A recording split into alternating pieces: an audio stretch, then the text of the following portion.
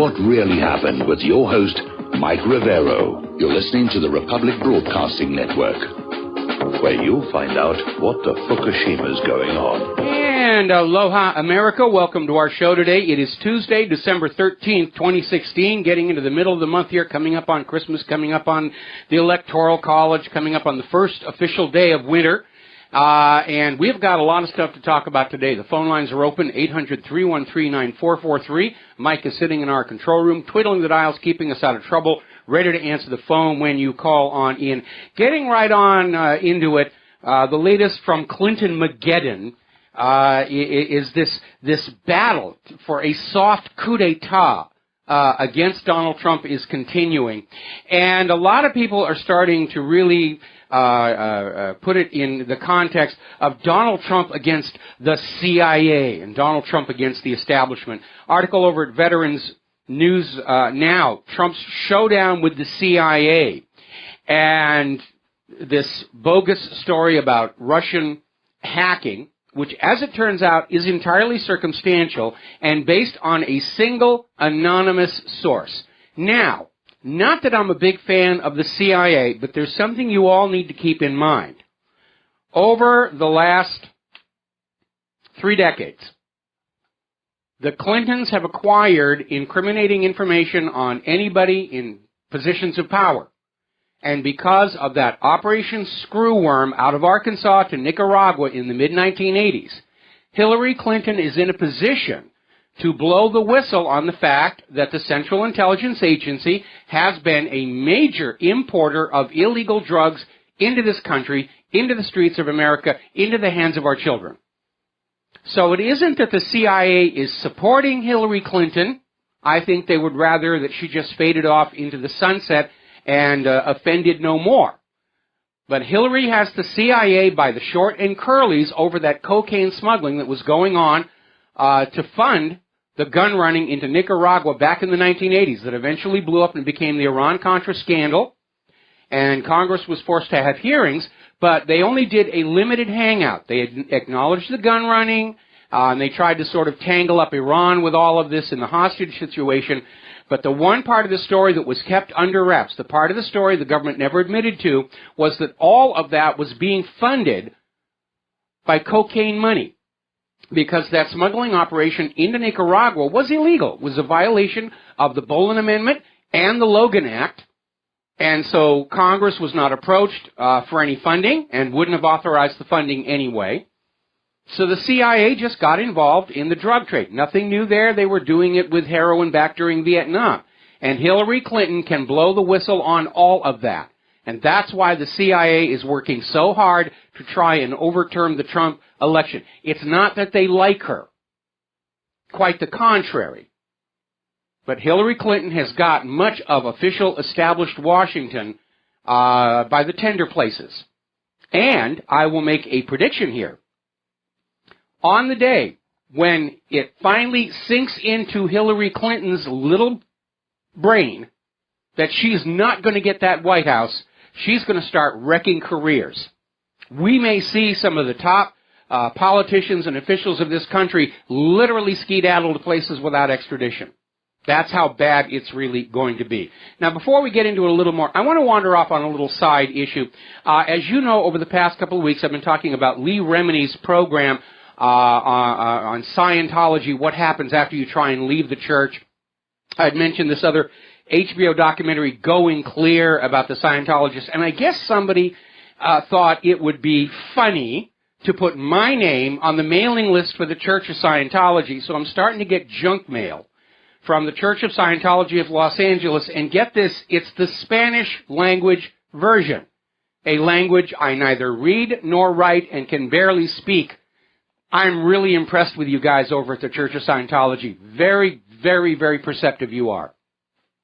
Now then, getting on back to this Russian hacking situation, this is already starting to come apart.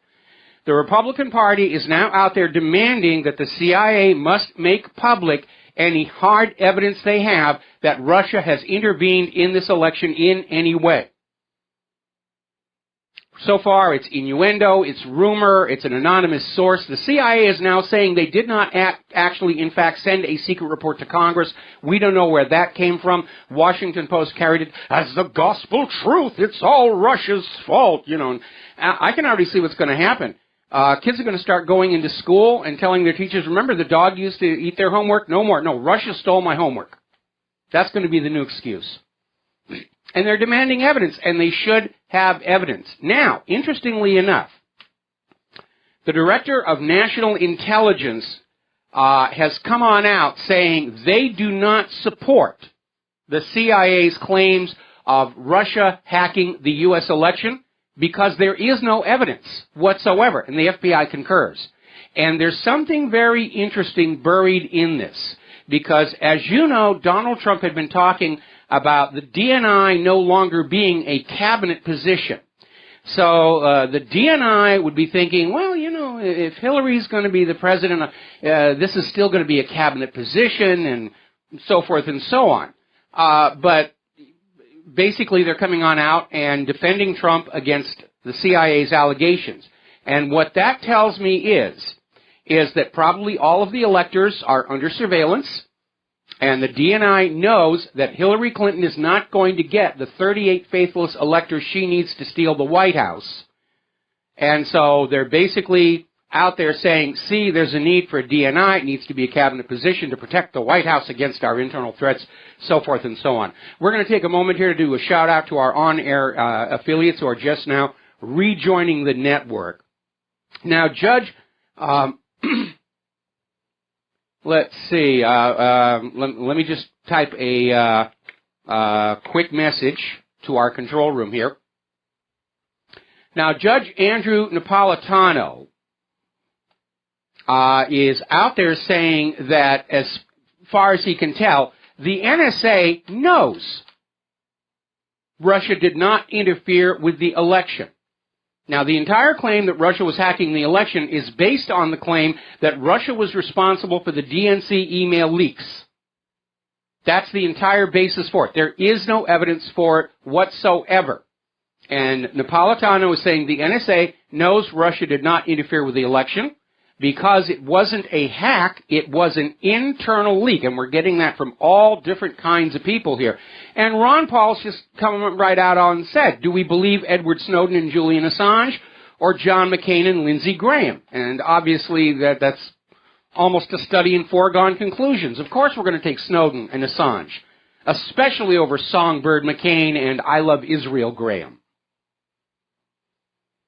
Now, Paul Joseph Watson is saying the reason for this sudden scream about Russia hacking the election is apparently because the effort to intimidate the electors, to threaten them to vote for Hillary, has failed utterly.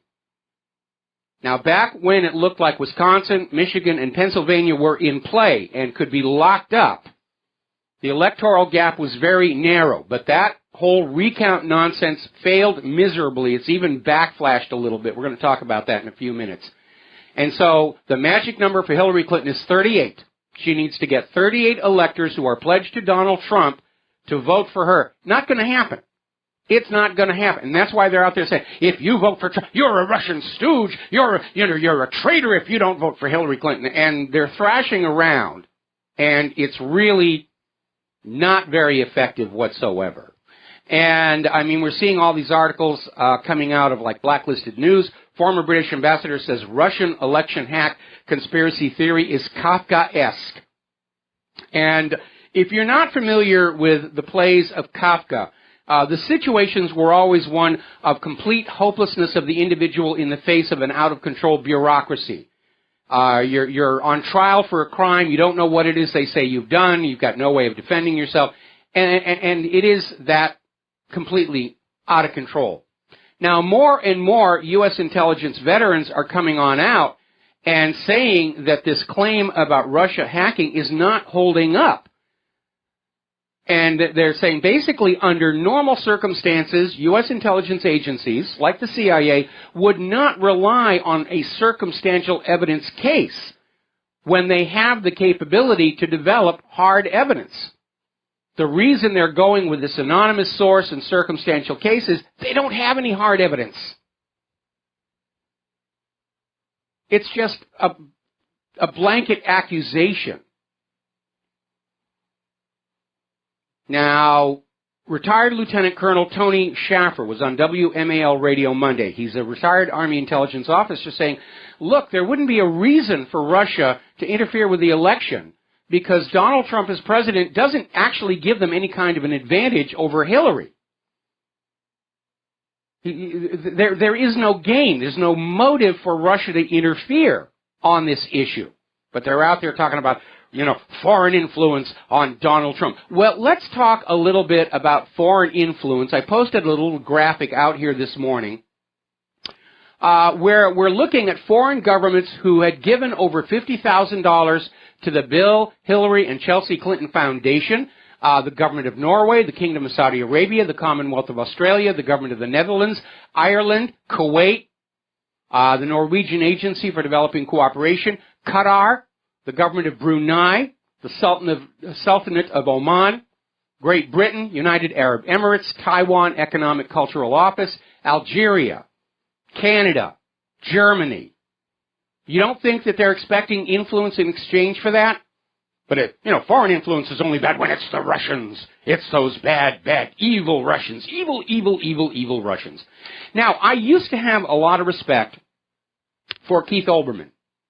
But obviously, he has now sold out, and he's out there pushing this thing. We're at war with Russia. We're losing the war with Russia. They're interfering with our country. Trump is a Russian stooge, and if you don't agree with me, you're a traitor to America. And I'm a little surprised. I thought Keith was a little more level-headed than that. Now, Piers Morgan is out there making a very cogent, and I might add, accurate observation. Hillary and the Democrats, the liberalologists, as I'm starting to call them, they are not defending American democracy from foreign meddling. They are, in fact, a threat to American democracy by trying to overturn the Electoral College, overturn the election, and stage what amounts to a soft coup d'etat against the government, against the American people. They're trying to steal the country. Hillary isn't just stealing the White House. She wants to steal all those future tax revenues. She wants to steal the lives of your children who are going to die in those wars of conquest she dreams of.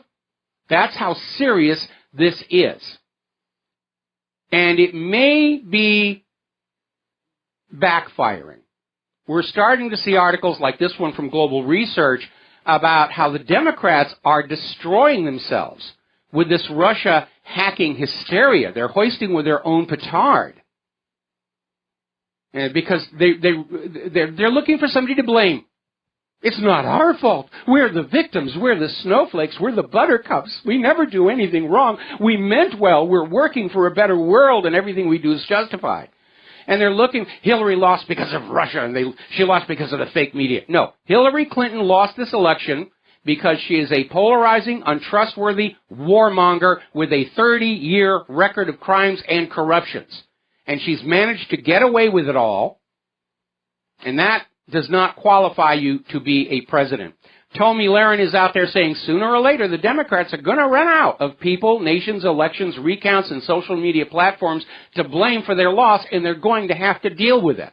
I imagine they'll run into their little safe space rooms and lock the door and play with their Play-Doh and cry and all the rest of it. Let's grab a quick phone call here. Pat in Fort Worth, aloha. Welcome to the show. What's on your mind? Hi, I have a lot of theories about things that people are talking about now. One thing you just talked about, the Contras and the drug running. Yes. Well, there's a book called 1982, Magog Hansel. Ever heard of it? No. Well, Israel discovered an enclave, a Russian enclave at Sidon, Lebanon, and they had built a huge underground city almost with their big, huge earth-moving, tunnel-digging. Okay, this sounds like it's a work of fiction. And, okay. Well, they did that. They did that semiconductor thing over here in Texas, too. Okay, well, all right. Well, they did. Hang on, Pat. Thank you very much. It's kind of going a little off topic and outside, so we're going to let you go here. What we know about Iran-Contra has been documented by the people who took part in it. And again, getting back to that issue of fake media, you need to remember that two very experienced Washington Post reporters, Sally Denton and Roger Morris, wrote an article about how the Reagan and Bush and Clinton White Houses were tangled up in this whole ongoing drug scandal in Arkansas. It was called The Crimes of Mena. We actually have a copy of it at my website. I'm going to repost it on this next commercial break here. And they had written this story based on documents recovered from assassinated drug pilot Barry Seal. And they took the story to their boss at the Washington Post. The lawyers at the Washington Post fact-checked it, looked at all the evidence and documentation they had, and they cleared it for publication. The Washington Post lawyers said, this is a true, accurate story, and we should go with it. And Washington Post managing editor Bob Kaiser, who was a fellow Skull and Bone alumni with George Bush, spiked the story. Wouldn't even meet with Sally Denton and Roger Morris. He hid in his office and he told his secretary, go tell him we can't run with this story. So when you want to find out who the real news and who the fake news is, the Washington Post helped cover up this massive drug smuggling operation that involved the highest elements of the U.S. government. There's the fake news for you. Now then, getting on back to the present situation here. Out in Colorado, a federal judge has now blocked a motion by the Colorado electors to change the state rules so that they would not be forced to vote for Donald Trump. And the judge said, no, you're supposed to represent the people of this state. And if you're not going to do that, the honorable thing is to resign. So we're finding out now that this whole faithless elector situation is organized. And apparently there is this public relations firm, Megaphone Strategies, which is working with the White House and Hillary Clinton to work on behalf of these faithless electors to get them interviews on TV and radio and get on this stuff out there saying, oh, we've got a duty to the country to prevent Donald Trump from we have to get Hillary Clinton in there or she's going to send us all to jail with all the blackmail information she's got. So who are these faithless electors? What kind of people, except in office, pledging to represent the results of the election, pledging to represent the people of their state, and then they just change their mind? Well, let's take a look at one. Stephen Christopher Supran. This is that faithless elector down in Texas. He's got a lot of media coverage. He's all over. He wrote an op-ed in the New York Times about how he couldn't possibly vote for Donald Trump. And they would say, see, this is a man of honor and principle. And it turns out he's anything but. People have been digging into this guy. And according to this article that came out of GotNews.com, this Stephen Christopher Supran was a member of the cheating website Ashley Madison before they realized it was all a hoax.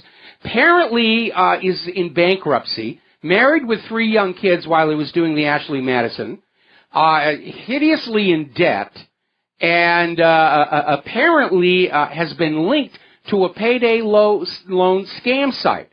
So who appoints a scumbag like this to be a state elector is what I want to know.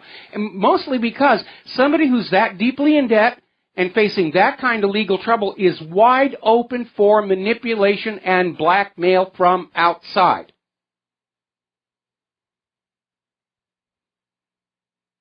Now, a story coming out of Veterans News Now, a threat to the Electoral College. And they're talking about how the liberalologists are now out there saying, we've just got to throw the Electoral College out and go on the popular vote. Well, that would violate the ex post facto provision of the Constitution, first of all. Second of all, you don't get to change the rules of the game after the game is all over. I mean, you're sitting there in Las Vegas, you're penniless, and you're now saying, maybe it should be 22 instead of 21 on blackjack. They're going to laugh at you. And nobody can document that Hillary Clinton won the popular vote because of all the fraud that has been discovered so far in these recounts. Now, we're going to take a break for some commercials. We've got a caller waiting on the line. We'll be right back after these few words.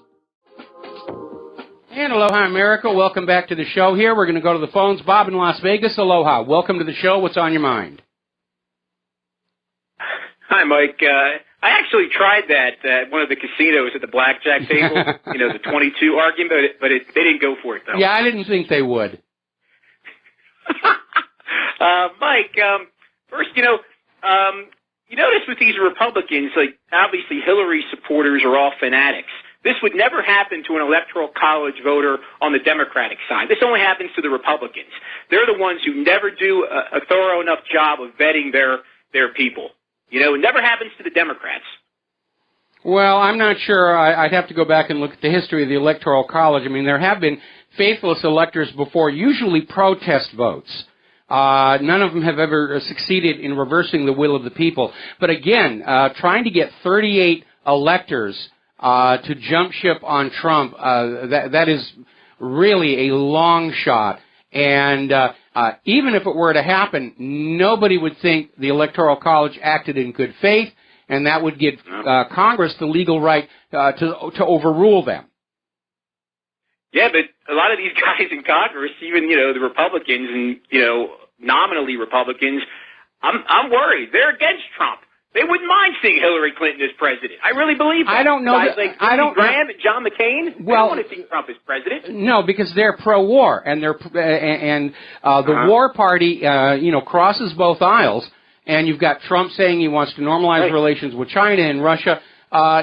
Plus, again, Hillary has got all of official Washington, by the short and curlies with all this blackmail information that they've been using to avoid legal prosecution for their crimes all these years.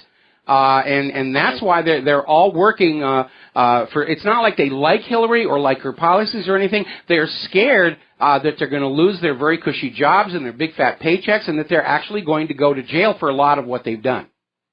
Yeah, Mike, two things. One thing, first, like I said, I support I think your idea of reforming the electoral system is great, but you never seem to mention, or at least I haven't heard you mention, campaign finance reform, because unless you reform that, then you're still going to have these big money interests in control, ultimate control of the system. So, I mean, yes, we need to reform the electoral system, but we also have to get this big money out of the system. I absolutely agree. It's so corrupting. I absolutely agree. I mean, the original way this country was set up, there were strict limits on political donations from anybody, so that a candidate's campaign war chest was a true reflection of their popular support. Of course, the big money interests who want to corrupt and sway that system have lobbied over the years for we should be allowed to contribute more because we're richer and so forth. And then that ridiculous decision that corporations, buildings, are legal persons for the purpose of the First Amendment and investing in political campaigns. The corporation isn't spending that money. It's the CEO. And it's a way for CEOs to have a greater influence on the political system than ordinary citizens, and that is not what America is supposed to be. And you're absolutely right. We need to go back to a system where there are strict limits on campaign donations, so that those who are running and are elected represent the will of the people and not just the puppets of the corporations. And then, Mike, also you said, back in your day, your generation, you were propagandized and regarding communism. They were scaring the kids about communism and the Russians, and you said that's not going on. Today's kids didn't grow up with that, but I kind of disagree. I mean, yes, they're not trying to scare the kids with that message about the commies, because they're not commies anymore, but they still indoctrinate these kids regarding the state and how they should all revere the state. And right now, the state is demonizing Russia. So well, yeah, I'm sure that Russia, I think these kids are going to still believe it. I'm sure that today, right now, over the last couple of months, we've probably seen our public school system start to demonize Russia. But I'm talking about kids who have been, 18 years going through the public school system without all of that, because they were instead being propagandized about things like human-caused global warming and all the rest of that other nonsense. But the fact that they're not getting a lot of traction on this, I think, is very, very telling. But I'm still worried, though. I won't be released, until Tuesday. Well, for me, it's January 20th, because there's still some shenanigans that can happen on the 6th of January.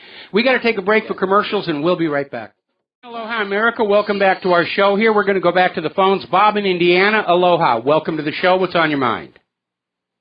This is Bob in Indiana, and I was listening to you the other day, and somebody called in about Scientology. Mm-hmm. I listened or read Leah Ranini's one on Troublemaker, and it's a fantastic book exposing quite many things on Scientology, and of course Christianity is right on the heels. My question is, did you say that she wrote another book? No, she has a TV series out now about Scientology. And it's really very good. It's mostly talking about what happens to members of the church after they leave. They get threatened. Anybody who wants to talk about what's inside the church, they get followed and harassed. It's real Gestapo, liberalologist, brown shirt kind of behavior. Yeah, I know. Well, we don't watch TV. How can I watch it? Well, I mean, I think they're streaming the older episodes on the website of, I think it's A&E. I actually don't recall off the top of my head which channel is covering it, but just do a search for Lee Remini Scientology, and I'm sure you'll be able to find it. And the other one, of course, would be HBO's Going Clear, which I'm sure is available on their website as well. And they're really very insightful. And like I said, I used to run into these people all the time when I was working in Hollywood. They're very, very, very scary because they're convinced they're working for a better world, and therefore anything they do is perfectly justified in that belief that it's somehow helping planet Earth. Okay? Okay, Mike. Thank you very much. All right, thank you. We're going to switch over to the Black Trump supporter somewhere in the Northeast. What's on your mind? Hello, are you there? Yes, I'm here, Michael. Okay. Mike, I just wanted to tell, I was just calling to tell you, okay, with the, thank God the judge blocked it in Pennsylvania. But there was an article that came out when I was watching all that stuff going on last week. 3 days ago, it said that there was no chance, the electors in Pennsylvania were showing no signs of flipping, voted for Hillary Clinton. Yes. So that kind of, put that's at least, and they're unbound too, so they could vote for him and there's no penalty. And then an article was saying how, like, the state police had reached out to them and offered their support for them, and if they needed anything, they were right there watching, so. Well, it's not just the local police. I mean, Oath Keepers are out there. And what's really kind of amazing, the Department of Justice is refusing to investigate these death threats against the electors. And they won't even say what the basis of that decision is. They're simply saying no comment. We're not investigating the death threats against the electors, and we're not going to tell you why. That's crazy. Okay, well, thank you very much, and we're going to switch over to James in Tokyo. Aloha, James. Welcome to the show. What's on your mind? Hi, Michael. It's James from Tokyo, the person that you've criticized for about a year comparing Hillary to Godzilla. Godzilla has never killed as many people as Hillary, for Christ's sake. Well, look, hang on. Let's give credit where credit is due. Godzilla did not take money from foreign governments to destroy Japan. Thank you for that. Thank you for elevating our mascot. First, before I talk about the elector stuff, you mentioned Westworld. Yes. On your show, and I watched it. It was pretty good.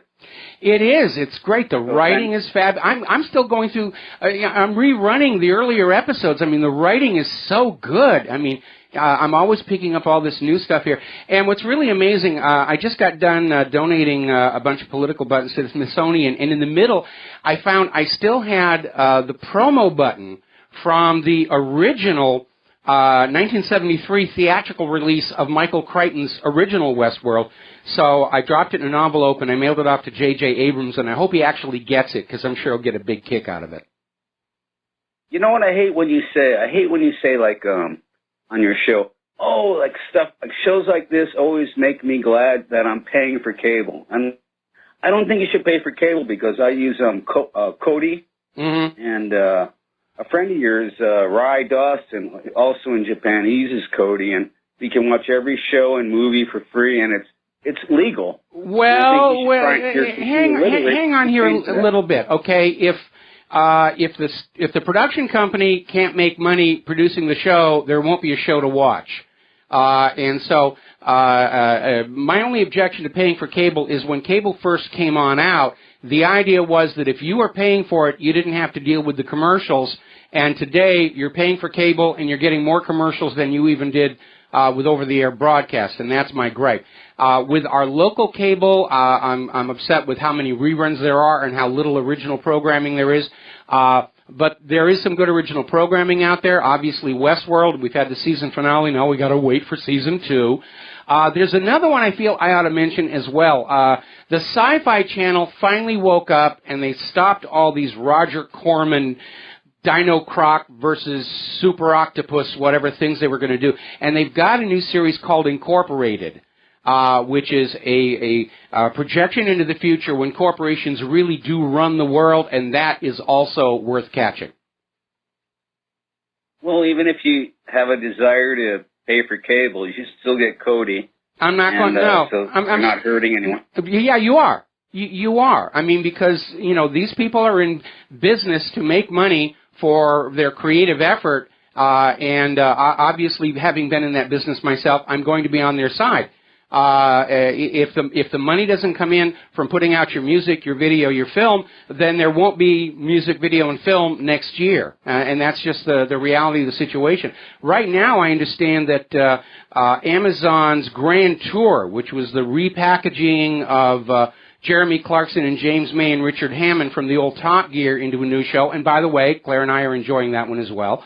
That is now the most pirated show on the Internet. And again, if everybody is stealing it for free, then there won't be a Grand Tour next year. So, I mean, come on, let's do the honorable thing here. If we're enjoying these shows, let's give them our money so that there'll be more of the shows in the future. It's just common sense. Okay? Anyway, listen. Well, I'm not a big spender like you, but I'm not a big spender either. But this is just. I appreciate your heart. That your heart is as clean as that harp playing angel. No, actually, her heart's a lot cleaner than mine. Her heart is a lot cleaner than mine. About the electors. Yes. About the electors. Do you really think it's going to stand? Because I think if that kind of stuff goes through and she gets the extra, whatever it is, 22 votes. 38. I think the government will shut down. There will be so many enraged people. I just don't think. I'm hearing that from so many places, so many angry people, and they're talking about civil war. You've got media in other countries talking about how the U.S. could have a civil war over this nonsense. And even if it quiets down and goes away, and Donald Trump is the president, what Hillary and the liberalogists have done to America's public image abroad, we will be decades recovering from that damage to our image. We're not seen as a great nation anymore. We're not seen as a moral leader anymore. We're basically seen as just another tin pot dictatorship, although in Hillary's case it's a gold pot. And our nation has suffered a tremendous amount of damage from all of this nonsense. Hey, can I ask you one quick question? Real quick. Okay. You mentioned before that you had the iPhone, 5, and you were upset with Windows, and Claire uses the producer sonar. I use the producer sonar too. But anyway, if I made a really great song for what really happened, would you use it? If it was better than what you had? I find that impossible to believe that you could write a better song than Claire does. Claire's laughing in the other room. I know, but I'll send it to you. I love right. Claire, and I love all her music. Go ahead and send it along, and we'll take a listen at it as well. Thanks an awful lot, and we're going to switch over to another James, this one in Charlotte, North Carolina. Aloha, James. What's on your mind? Yeah. Hi, Mike. I was just curious, did you ever get the record snowfall on the peaks on the Big Island? Yeah, we got like almost 30 inches down there on the tops of the volcanoes. I mean, it's just amazing. I'm going to go down to the Big Island and open a ski shop. Yeah, well, it's we're getting our hard freeze here in North Carolina about a month early this year. So yeah. I'll let you know about. We're still 10 days away from the official start of winter. Yeah. Yeah. Let me just ask you a couple of things regarding the electoral vote. You had mentioned about Colorado, they were trying to change the rules on the voting, it seems odd that because Hillary won Colorado officially, probably not actually, but officially she did. I was just wondering why they were trying to change the voting rules there. I would have to go back and look because some states it's winner take all on the electors, and others it's apportioned. So if Hillary had 60, Colorado's winner take all. Colorado's winner take all. Well, then I don't understand why this was a big deal, because the electors who wanted the state law changed said they did not want to vote for Trump. They wanted to vote for Hillary. So we'll have to take a closer look at that issue. But it really comes down to this.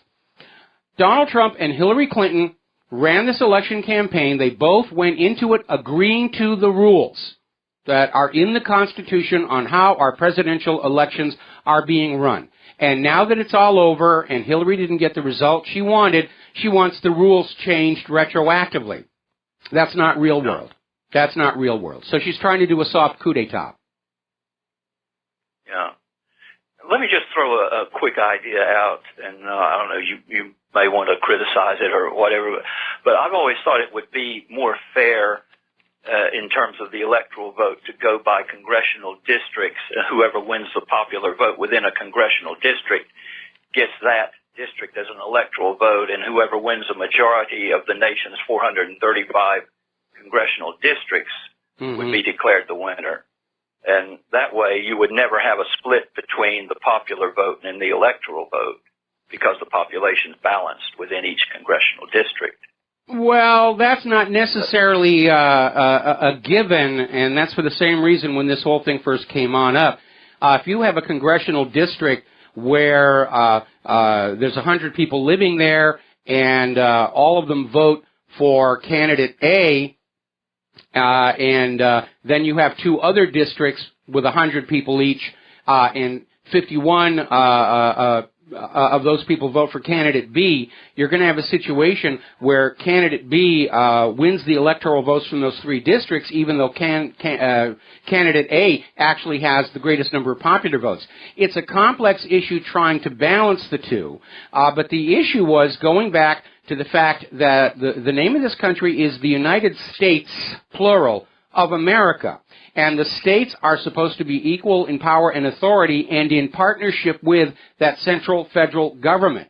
And so the Electoral College, among its many other reasons for being, is to make sure that the states are equally represented in the choosing of the government. Otherwise, it'd just be the four most populous states picking every single election, and people in places like Nebraska and South Dakota would have absolutely no influence whatsoever on the elections. So that's why that's there. And is it perfect? No. But it is the rules that everybody agreed to play by, and Hillary is just being a sore loser by looking back and saying, well, let's just throw the rules out and give me the White House because I can claim I had the popular vote. But again, we can't document that she actually won the popular vote because of all the illegal immigrants, all the dead voters, all the machine problems, and especially, I'm sure they're glad Michigan finally shut down their recount because it was exposing massive, massive election fraud, all favoring Hillary Clinton. They'll probably never find them all. I'm sure she did not. The system is designed to hide it. That's the problem with our current election system. It's designed to facilitate and conceal massive election fraud, and that is why it has to go. Yeah. Okay. All right. Well, thanks an awful lot. We're going to switch over to Alex in Florida. Aloha. Welcome to the show. What's on your mind? Hey, Michael. I was just thinking on the Electoral College, one of the benefits that isn't spoken of very often is the fact that if 2 or 3 states could determine an election, it would be very easy for a hostile government or an actor to come in and say, hey, we're just going to campaign in California and New York and win the election and overthrow that country that way. I think, or not even foreign government, illegal immigrants who are allowed to vote, and that came very close to happening because if you look where Hillary Clinton was getting her greatest victories in terms of election, it's California, which is filled with illegal immigrants, and all those sanctuary cities.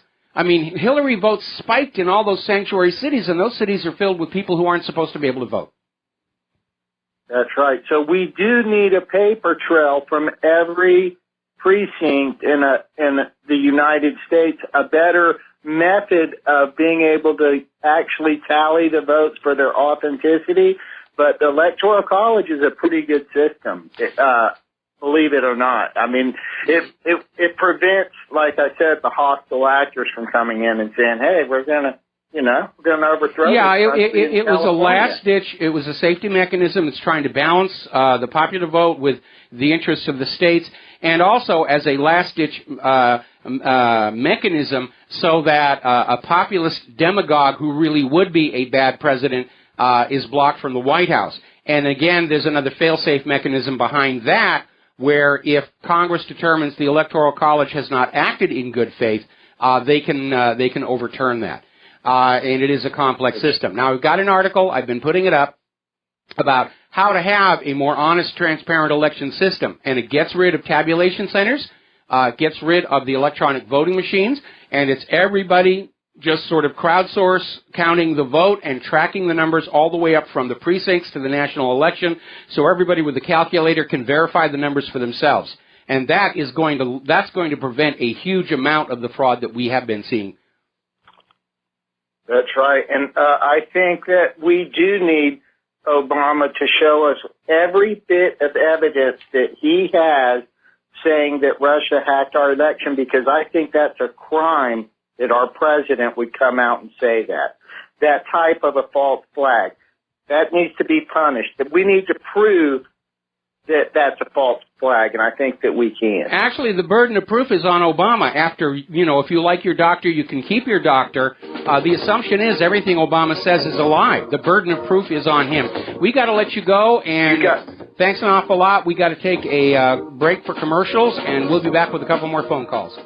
And aloha, America. Welcome back to the show here. We're going to go back to the phones. John in Barbados, aloha. Welcome to the show. What's on your mind? Aloha, Michael. Concerning the last caller's comments, all this nonsense about the Russian hacking or what have you, doesn't matter whether it was hacked or it was leaked. Who gives a damn? I mean, if you look at the information, surely the American people are entitled to know the crimes, the fraud, the lies and corruption of Hillary Clinton and her DNC. Well, it's kind of funny. Back during the summer, Huffington Post was saying exactly the same thing. It doesn't matter where the information came from. You need to be looking at it. Of course, today, Huffington Post has gone the other way, saying, pay no attention to what's actually in there. It's that Russia's attacking us, and Obama's saying exactly the same thing. The last thing they want is for the American people to actually be reading the Podesta emails and the DNC leaks and see just how fraudulent this whole election has been. This isn't just about Hillary Clinton trying to cheat Donald Trump. Hillary Clinton and the entire Democratic Party establishment cheated Bernie Sanders. And, when I was a kid, we were always told cheaters never prosper, or they shouldn't prosper. And we know sometimes they get away with it, but if we know they're cheating, we have a moral obligation to stand up and do everything we can to say those who cheat the system should go down in absolute ruin. Well, I mean, even if Russia did hack the system, they're as clever as the NSA and others. They're as smart. They would hide it. They wouldn't leave a trace. They would find it. Napolitano was saying exactly that same thing. If it had really been Russia, there wouldn't have been a trace. And by the way, something to remember, when the DNC emails first surfaced, the DNC said there was no evidence of hacking on their systems whatsoever. And we've got all these other people who've come on out and said this was an internal leak. Assange said it was an internal leak. Craig Murray is saying it's an internal leak. Some people seem to think it was probably Seth Rich, who was murdered in Washington, D.C. He was a DNC insider. The police are saying it was just a robbery, but he still had his wallet, his watch, and his cell phone. Kind of a dumb robber to kill somebody and leave all the goodies behind, don't you think? Well, I think there was probably a Bernie Sanders supporter in the NSA. They leaked all the stuff out to WikiLeaks, who then published it. So I'm rather thinking it was a frustrated Bernie Sanders supporter who actually leaked the information. It wasn't hacked at all. Well, that it was a leak is pretty much obvious at this point. I don't think it was a Bernie Sanders supporter because Bernie Sanders people didn't have access to those internal DNC Hillary emails. You have to look at who actually had the access to the material that was leaked out. Sanders supporters wouldn't have had that. Seth Rich did.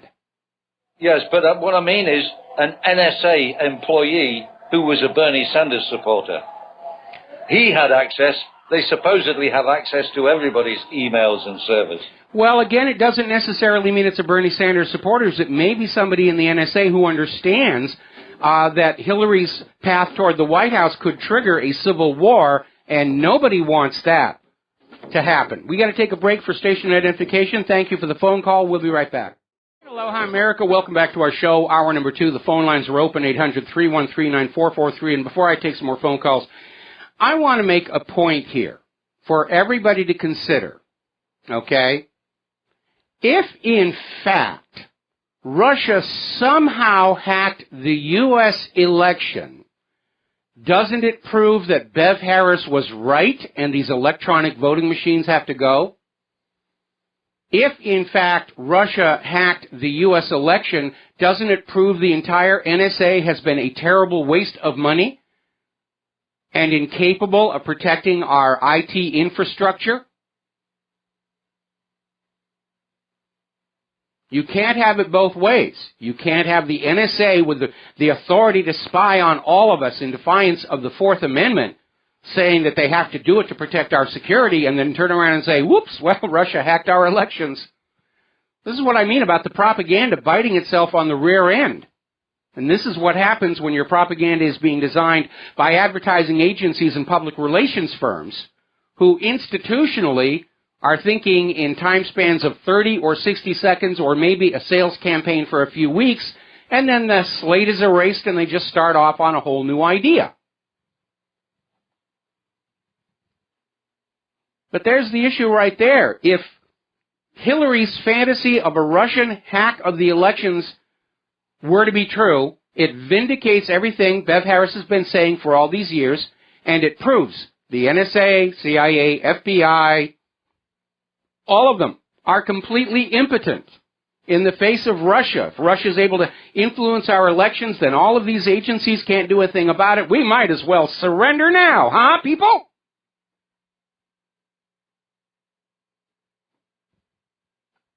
Now, one more thing before we get back to the phone calls. I'd like to remind everybody of Title 18, U.S. Code Section 871. Threats against the president and successors to the presidency are a crime punishable by 5 years in prison. All these people running around saying that, we're going to crowdsource, crowdfund to buy the assassination of Donald Trump and everything, they're committing felonies. They should be in jail. All of these Hillary rioters who are out there screaming Trump needs to be killed, they all ought to be in jail. And there are so many of them, that might actually justify those FEMA concentration camps. But we have a Department of Justice that is turning a blind eye to all of this, just like they're turning a blind eye to the death threats against the electors. They will not investigate the death threats against the electors. They won't even explain the rationale behind that decision. It's just no comment, no comment. It's none of your business. Just go back to your pens, slaves. We know what's best for you. Boy, talk about the big lie. That's the biggest one right there. Let's go back to the phones here. Bruce in Texas. Aloha. Welcome to the show. What's on your mind? Yes, Michael. How's my sound quality? Is it okay? It's kind of warbly, but let's. If you talk slow, I think we'll hear you. Yeah, I bought one of those new electronic devices that you don't get what you pay for. You know it. Yeah, I've been there, done that. Okay. Hey, just a couple of points on Syria. I think this whole Russia hacking issue begins and ends with Syria. Russia's in the way of Israel and the United States breaking up Syria, and if Trump gets in, that's pretty much an impossible situation. And so they're going to just hammer and hammer because basically our foreign policy is Israel's foreign policy. What do you think of that? Well, first of all, the animosity against Russia did not begin with Syria. The animosity against Russia began on the day Putin took direct government control of their central bank in order to run Russia's public currency as a public utility. And that was the day Russia went from trusted friend and partner to the top of the U.S. government's special high-interest targets list.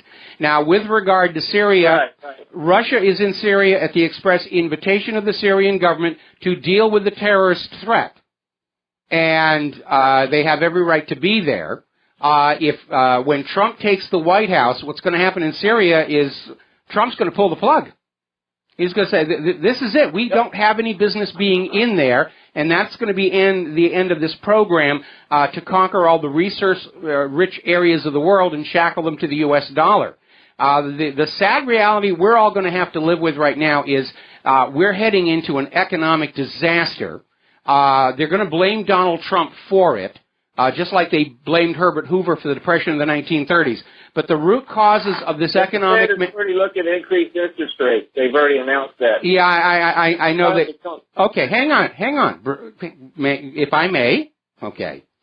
The root causes of the coming economic crash stretch back 30 years with the abandonment or the de-emphasis of U.S. manufacturing, compounded by this disastrous experiment with GMOs to the point where nobody wants to buy our agricultural exports. This built-in self-destruct device called private central banking that by design creates more debt than money with which to pay the debt until the debt overwhelms the system and brings it down, which is what's happening in Europe right now. It's going to happen here. I'd love to be able to sit here and tell you that Donald Trump winning the White House is going to save us from an economic disaster. No, it isn't. Trump winning the White House means we may deal with that economic disaster in a somewhat more even-handed manner as opposed to Hillary's continuance of the status quo, which is anytime a bank gets in trouble, we loot the American people and give their money to the banks to tick them on just a little bit longer here. We're going to take a second to do a shout-out to our on-air affiliates who are just now rejoining our network. Is there anything else you wanted to share with us, Bruce?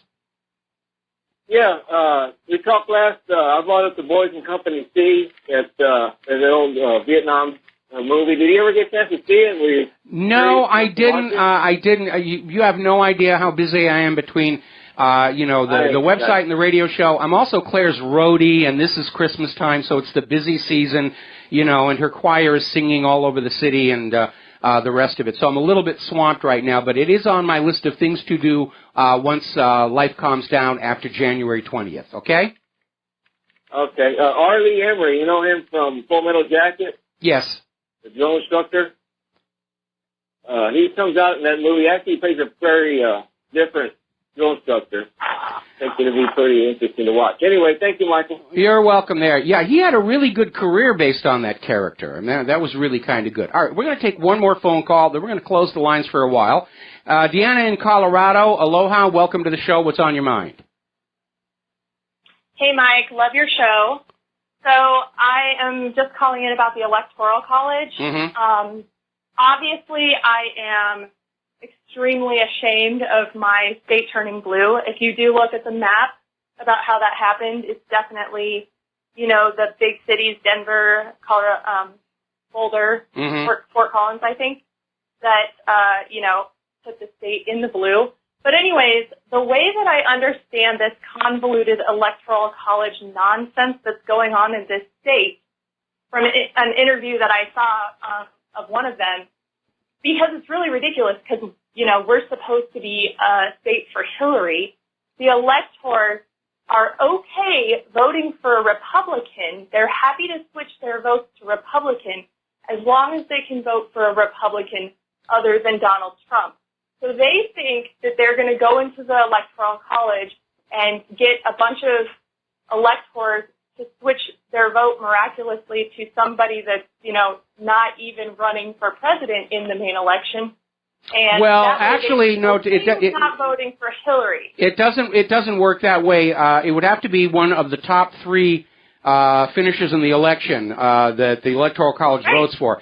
Now, I was looking at the situation in Colorado over the last break here. Colorado has 9 electors. It did go for Hillary. It may have been stolen in Colorado. Because they're finding this massive election fraud up in Michigan. I don't think Michigan was the only state out of 50 where this kind of stuff was going on.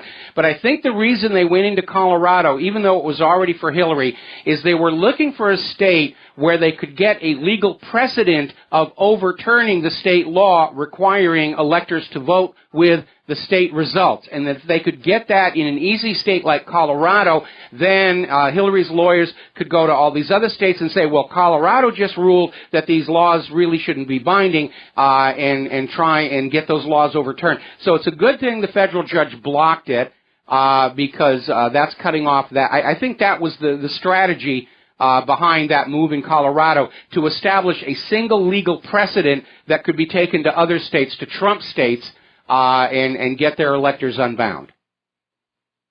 Yeah, that might be the case. But when you listen to the electoral person trying to explain why she's willing to switch her vote, it is utter nonsense. And of course, I have a brain, so I did not vote for Hillary Clinton. And I literally am sitting here going, no, but my electorals, like, I want my electorals to vote for Hillary because that's the law, and that's what they're supposed to do. So it's pretty nonsensical. It is nonsensical, but the only thing that does make sense is they were trying to get a legal precedent in the courts to unbind the electors.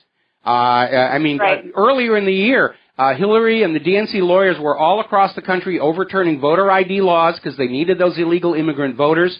And I think this stunt in Colorado was more of the same, trying to get just one state to say, all right, we understand this law requiring the electors to vote with the popular vote is invalid. Then they could go to the other states and say, we have a legal precedent from Colorado, unbind the electors. And if you're going to have unbound electors, why have a popular vote at all? We'll just get electors like that guy from Texas who's married, 3 kids, signed up for Ashley Madison. He's bankrupt, hopelessly in debt, linked to a payday loan scam site. Yeah, perfect representative of the people to pick the next president of the United States of America. All right. All right, Mike. All right, thanks an awful lot. We're going to let you go. We're going to close the phone lines for a little bit because I'm way, way behind on the talking points. Now, I've often commented that there are parallels between what is going on today in this war between the real news, fake news, and what happened back when Gutenberg rediscovered movable type printing. Books became affordable to the middle class, literacy exploded, and the power structure of the day was threatened, as our current power structure is. They went into a panic, and they tried to find some way to stop the march of progress. And those institutions and entities that were able to evolve and adapt to the new environment of a better educated, better informed population survived. And those entities that couldn't evolve went extinct. And we're starting to see the same thing here because some of the corporate media is now starting to show signs of evolution and moving forward and saying, this is the new reality and we've got to start dealing with it right now. Forbes has an article out there saying that the real fake news is that corporate media. And they're talking about this seismic event that this election was, that just sent these shockwaves through a political and media establishment that was still living with the delusion that they were totally in control of the minds of America, that we were all under their brain control and so forth. And then it goes on to talk about, since the election, you're seeing how different entities are reacting. And most of the corporate media is doubling down. Oh, it's Russia, it's this, it's that. They're the fake news, we're the true news. And Forbes is making the observation that in this failure to adapt to the new reality of a distributed citizens media, the corporate media is just digging its own grave. Their ratings are still going down.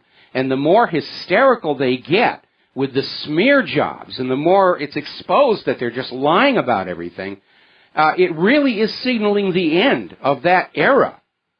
And we need to take this nation back to the original model of the media, which is it was distributed.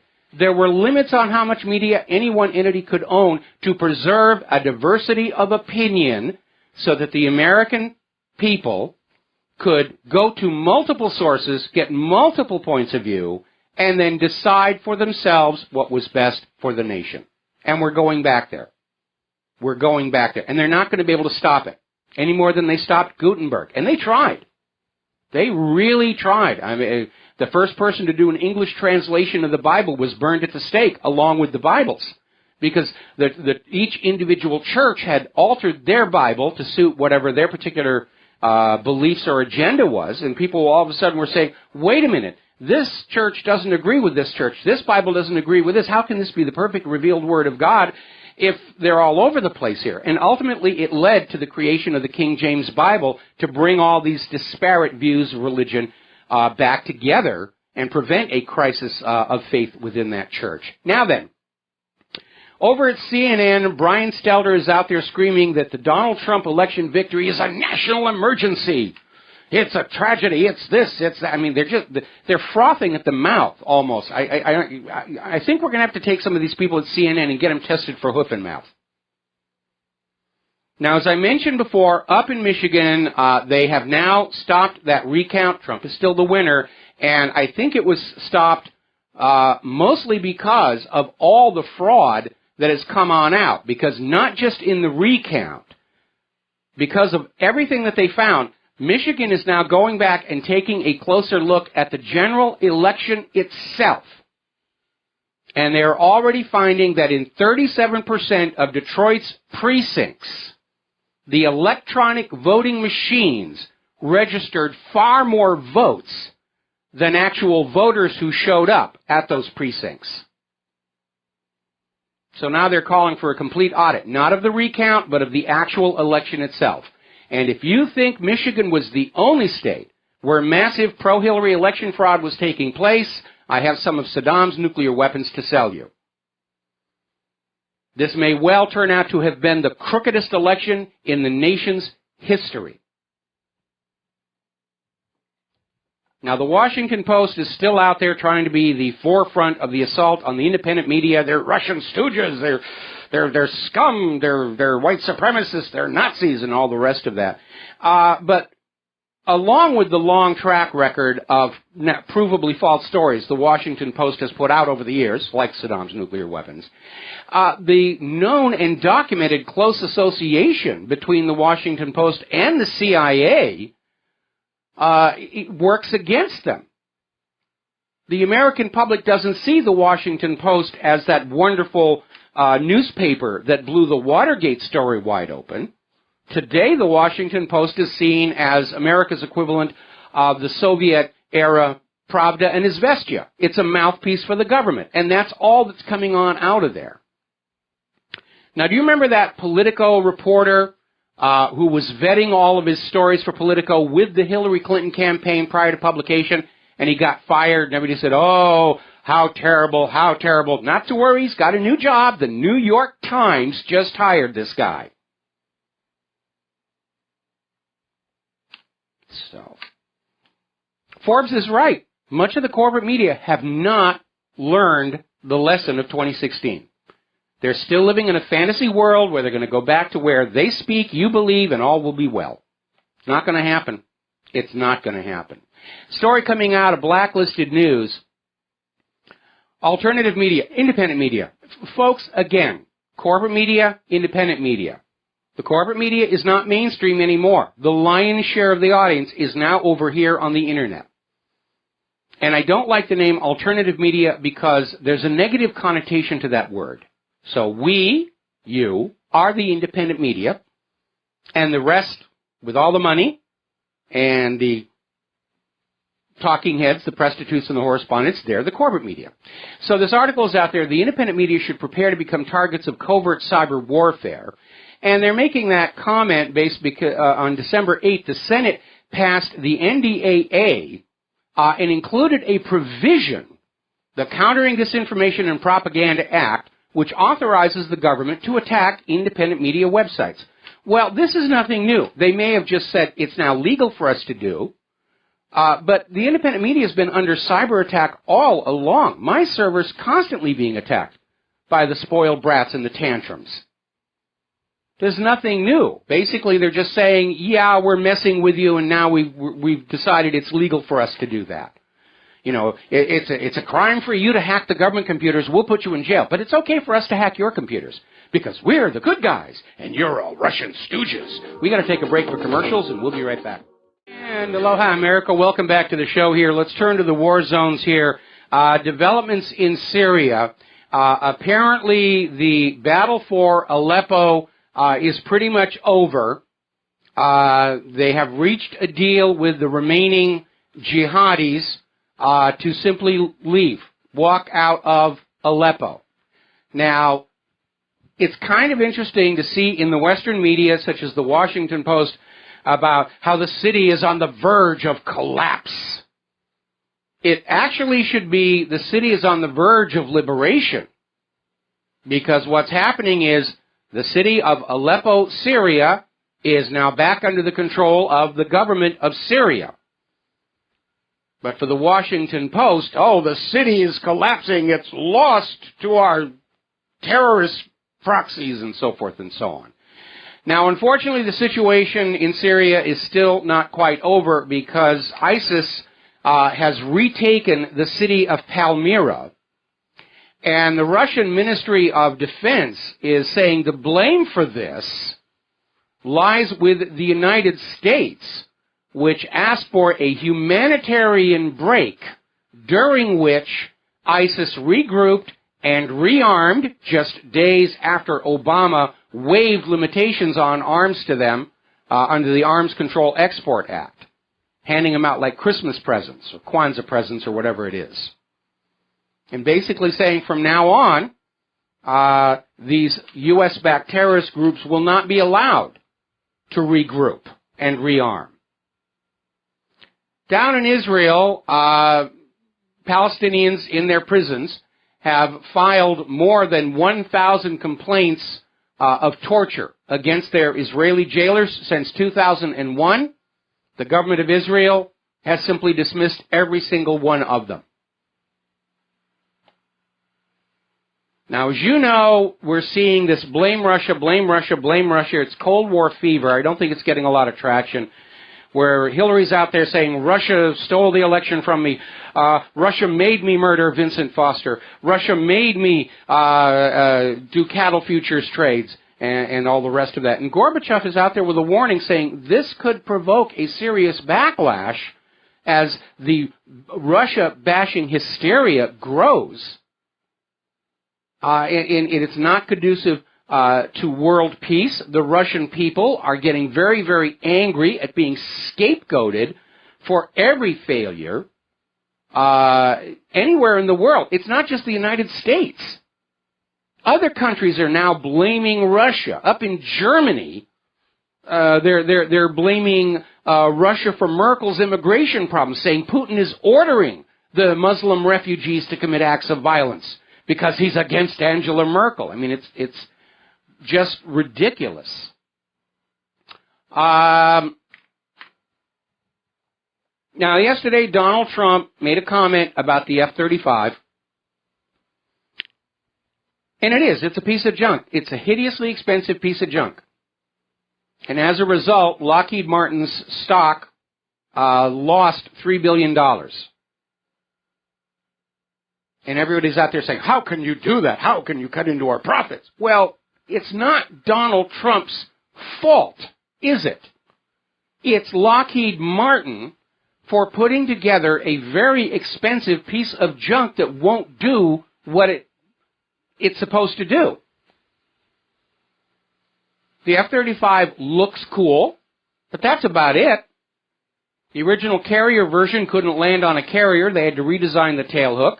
Can't fly in the fog, can't fly in the rain, can't fly near lightning. The helmet fire control system, $400,000 for a single helmet for a single pilot, still doesn't work. The outside sensors that are supposed to let them see all around the aircraft still don't fuse the images. The networked radar system can't tell the difference between a single target and multiple targets when it presents to the pilots. It's slow, it's underpowered, it's way too heavy because of all the junk they've added to it. It was defeated by 1970s vintage fighters in a test dogfight. Now Congress wants it to do a dogfight against an A-10 attack aircraft, which isn't even an air superiority fighter. And that's the problem. It's not Trump. It's the military-industrial complex. Got to take a break for commercials. We'll be right back. And aloha, America. Welcome back to the show here. And before the break, we were talking about how Donald Trump's comment about possibly pulling the plug on the F-35 took $3 billion off of Lockheed Martin's stock. And they're out there screaming, how could you do this to us? And it isn't Donald Trump. It's because the military-industrial complex has gotten very rich, very happy, very complacent, producing junk for which they are paid vast sums of taxpayer money. It's not just the F-35, it's the F-22, asphyxiating its pilots, the Independence-class littoral combat ships, corrosion problems, Freedom-class littoral combat ships, drivetrains problem, the Zumwalt drivetrain problems, the Gerald R. Ford. They're saying that thing may never actually be useful in a real shooting war. And as if to punctuate this whole situation, apparently an Osprey has crashed 6 miles off the coast of Okinawa, and this is the second crash of a Marine aircraft in that same area in less than a week. Oh, yeah, we're really ready to go to war against Russia and China, aren't we? All right, let's grab ourselves a quick phone call. Bill in Philadelphia, thank you for waiting. What's on your mind? Hi, Michael. Fast comment, two fast questions. The media is totally insane. I was watching CNN last night, and it just makes you want to throw up, the topics that they actually talk about. So yes, they are going to be going by, like they say, the dodo bird. Anyway, my question is, Donald's going to be changing the Obamacare Act. And they're talking about the single-payer system. I can't get my head wrapped around, is that a good thing? Is that a bad thing? What exactly is a single-payer system? Yeah, single-payer is a system that's been adopted in other countries like France, and it tends to work a lot better, mostly because single-payer system is being managed to provide health care as opposed to our current medical-industrial complex, which is all about, sucking as much money out of the population by keeping them chronically ill as they can. If Obamacare is canceled by Donald Trump, it's going to translate into a major tax cut for the middle class because health insurance companies are going to have to go back to competing to sell those health insurance policies, and that means the better service, lower costs, and higher benefits. And that's always been the benefit of competition.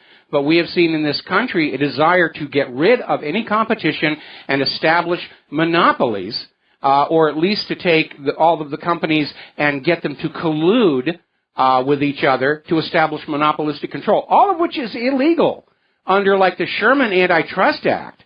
And it is amazing how many of these programs that we've seen shoved at us over the last few years do violate U.S. law. But as long as the Department of Justice is out there saying, well, we're not going to investigate and we're not going to prosecute and we're not going to explain to you why we decided that, things are going to get completely out of control.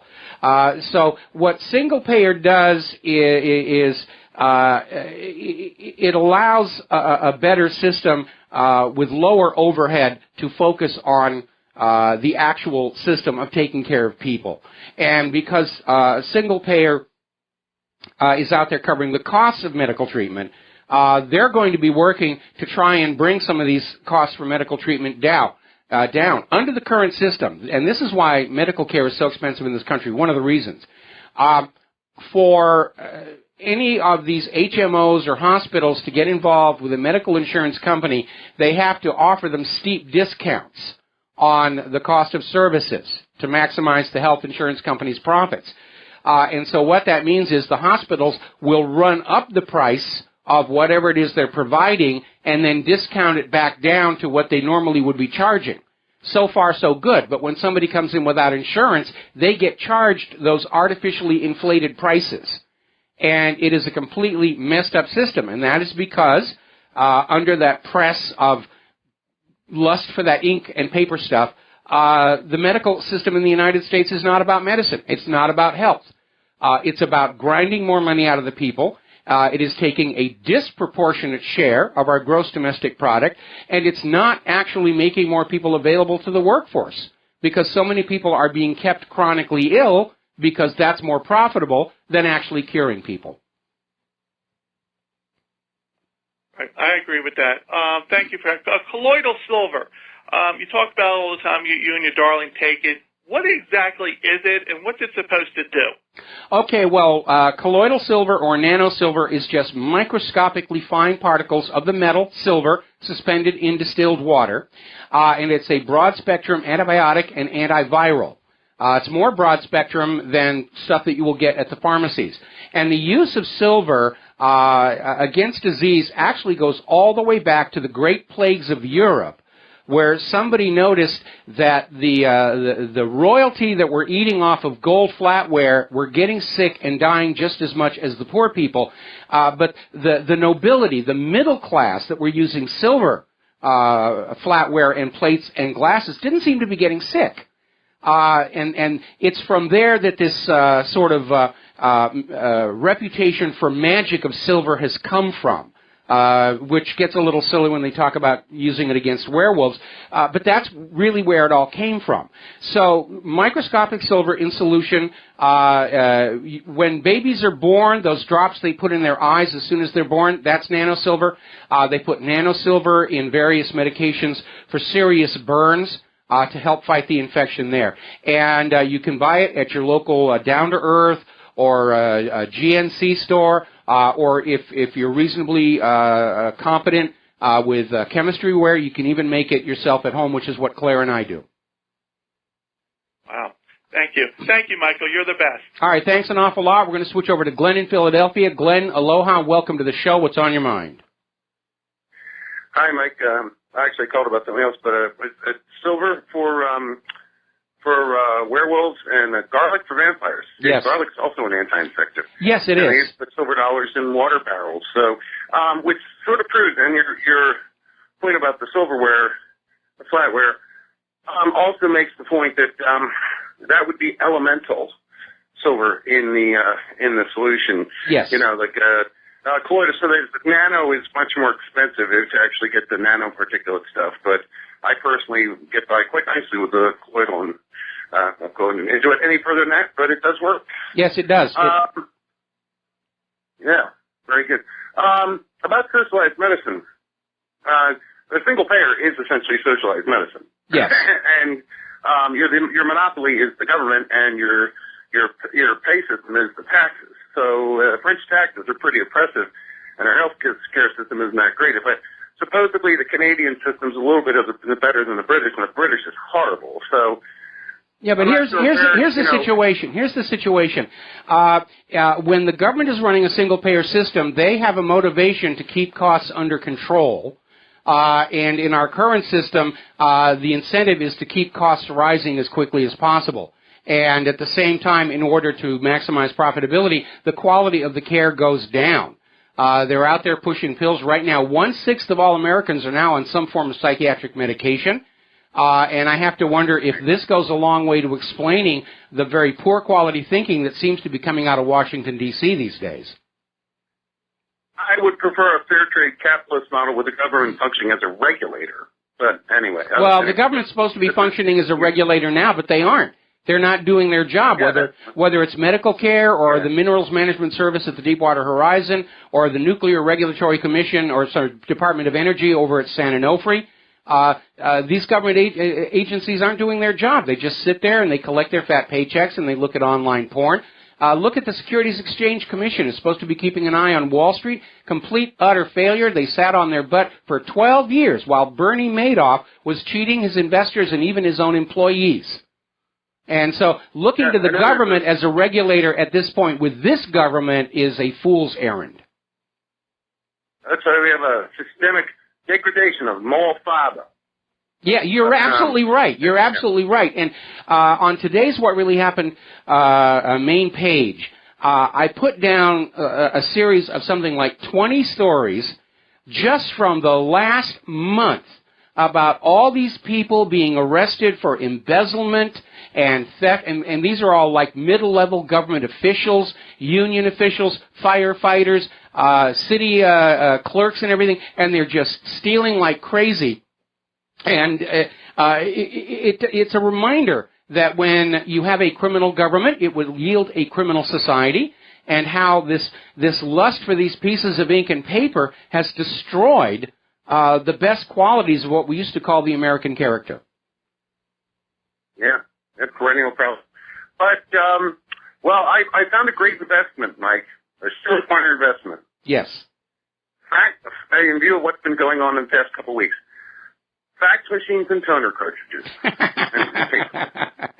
Well, I'm going long on tar and feathers, ropes and rails here. I did try and invest in gold coins for a while, but I discovered too late that they lose their value if you eat the chocolate bit out of the middle. Oh, man. Yeah, pitchforks and torches, too. I tried to order a torch from the UK on eBay, and they sent me a flashlight. Yes, that's a good one. That's a good one. Yes. Flaming torches and pitchforks. Yeah. All right, well... yeah, take care. All right, thanks an awful lot. We're going to switch over here to Ken in Fort Worth. Aloha, welcome to the show. What's on your mind? That's a good joke, Mike. I like that. I'm going to use that, but steal it from you. Hey, go on YouTube and put in D.C. map on dollar bill, front and the back. You ever seen that? Well, I have a dollar bill right here, and I don't see anything that looks like a map. You know, I don't think I'd want to find my way through the Beltway traffic with this. Go YouTube it, and this guy overlays a dollar bill over D.C., Washington, D.C., and it's interesting. And there's a front and a back, so watch at least two of them. Okay. All right, I'll take a look at that. I went across that the other day, and I go, yep, they're pretty slick. Well, there's something that you need to understand about the culture back then.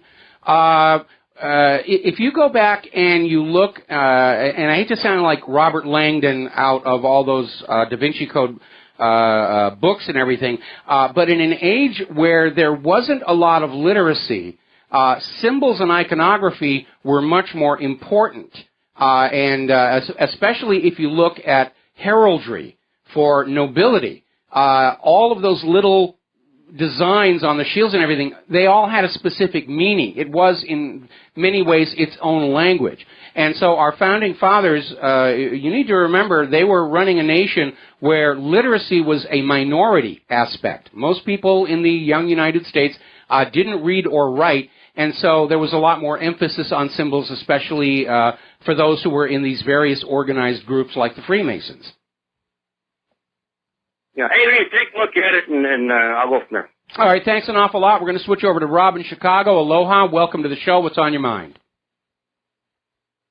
Good afternoon, Mike. I guess you're a little bit warmer out there in Hawaii than we are.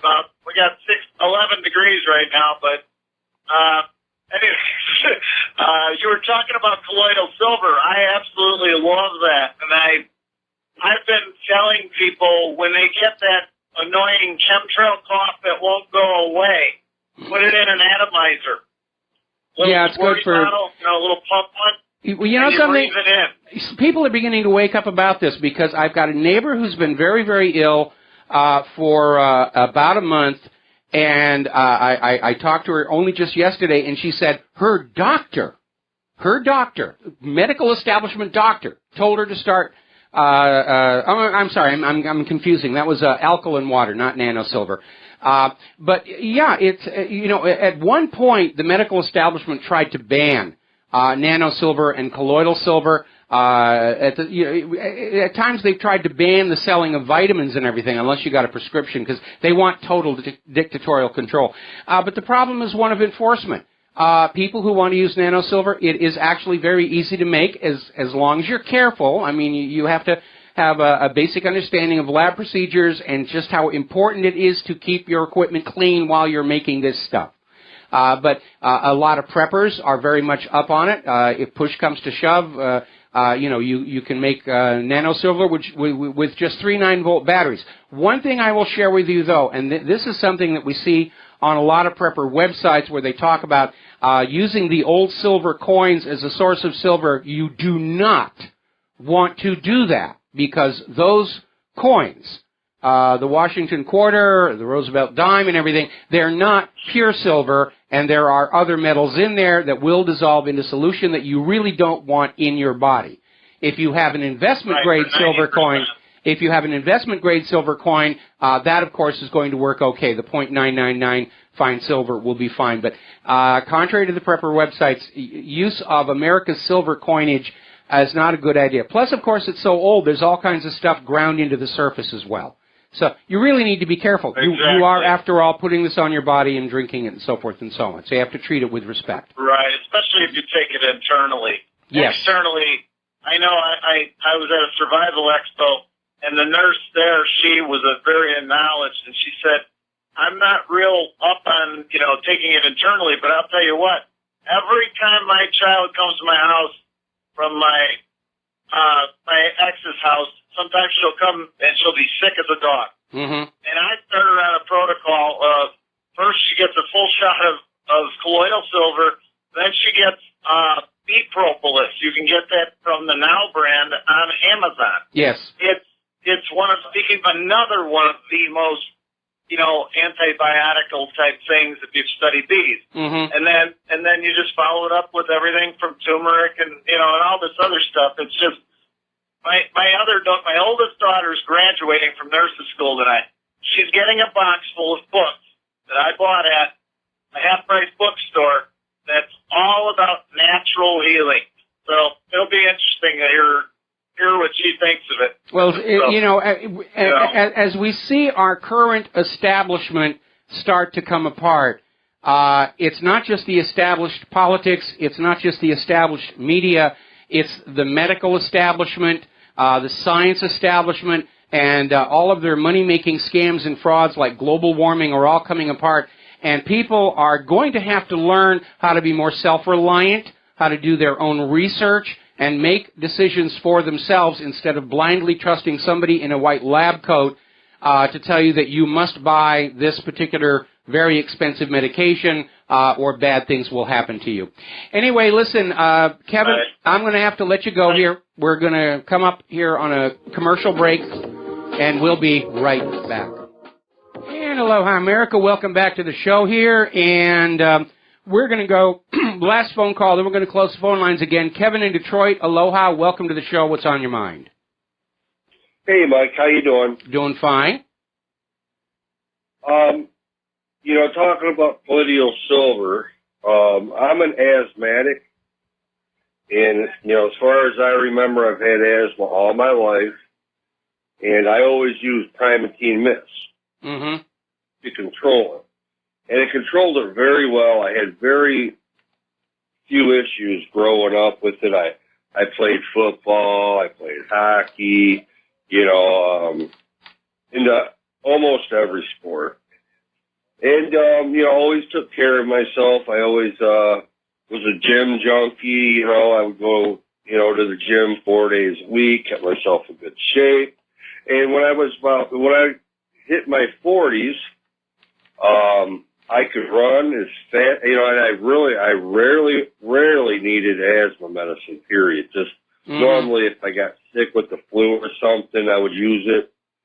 Well, anyway, I think it was 2011, they took Primatene Mist off the shelf. And, I'm a 40-year-old man who could run as far as I wanted and never get winded. I had a six-pack, it was unbelievable.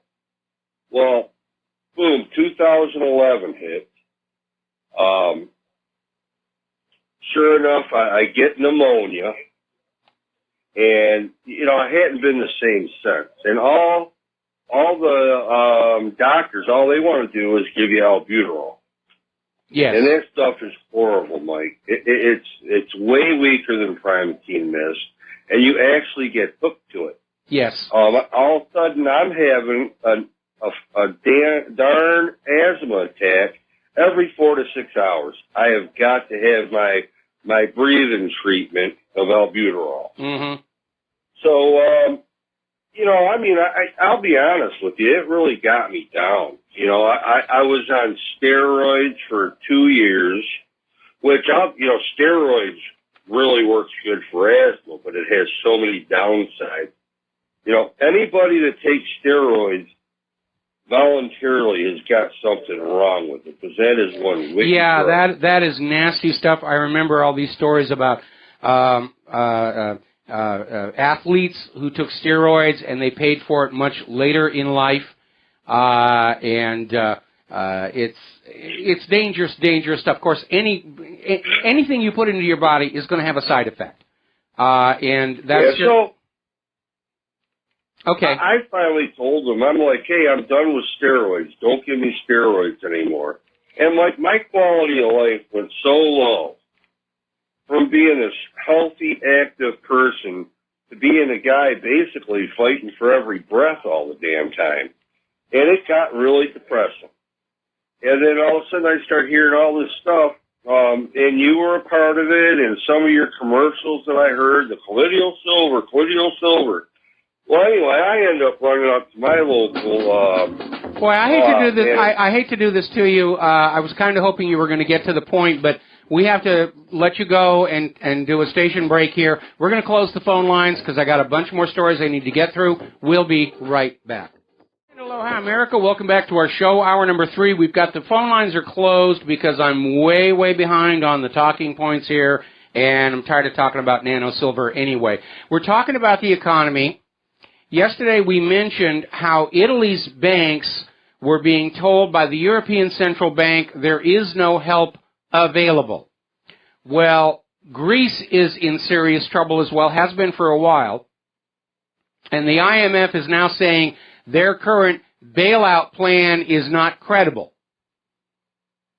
Apparently there isn't enough money left in the pockets of the people of Greece to make this work out for the money junkies, and so they're being cut loose. Now remember, part of the problem with Greece's economy is back when Papandreou was there and Greece was first joining the European Union. Papandreou, working with Goldman Sachs, used a bunch of currency swaps to conceal the true scale of Greece's debt to get into the EU. Then after they were in the EU and Papandreou stepped down, his successors came on in, looked at the bookkeeping and said, oh boy, we are in trouble, or whatever the equivalent in the Greek language would happen to be. So half that debt was arrived at by fraud. And according to people like Christine Lagarde over at the IMF, it doesn't matter. If the debt was created by fraud by your government, you still have to pay it. It's sacrosanct. And by the way, Lagarde is now on trial herself over in France for negligence from when she was holding a position over there as well. So Italy's banks are being left to twist slowly in the wind. Same thing in Greece. Over in Italy, Unicredit has just slashed 14,000 jobs, and they are out there literally begging investors for any kind of cash to keep things going a little bit longer. And anybody looking at this Ponzi scheme private central banking system has to understand we are at the point where no amount of money poured on in is going to save the system, let alone generate a profit. And they're looking at a massive collapse of Italy's banks that could be the last days of the Eurozone. Now, Nobel Prize-winning Harvard economist Oliver Hart, in an interview with Euractiv Spain, was saying the euro was a mistake because the single currency was imposed before the European Union member states were sufficiently homogeneous to be considered a single entity. In other words, form the EU, blend everybody together like George Soros is trying to do with the refugees, then the euro could have worked. But with all due apologies to the Nobel Prize-winning economist here, that wasn't the main problem. The main problem was the European Union was created, with a built-in self-destruct mechanism called the European Central Bank.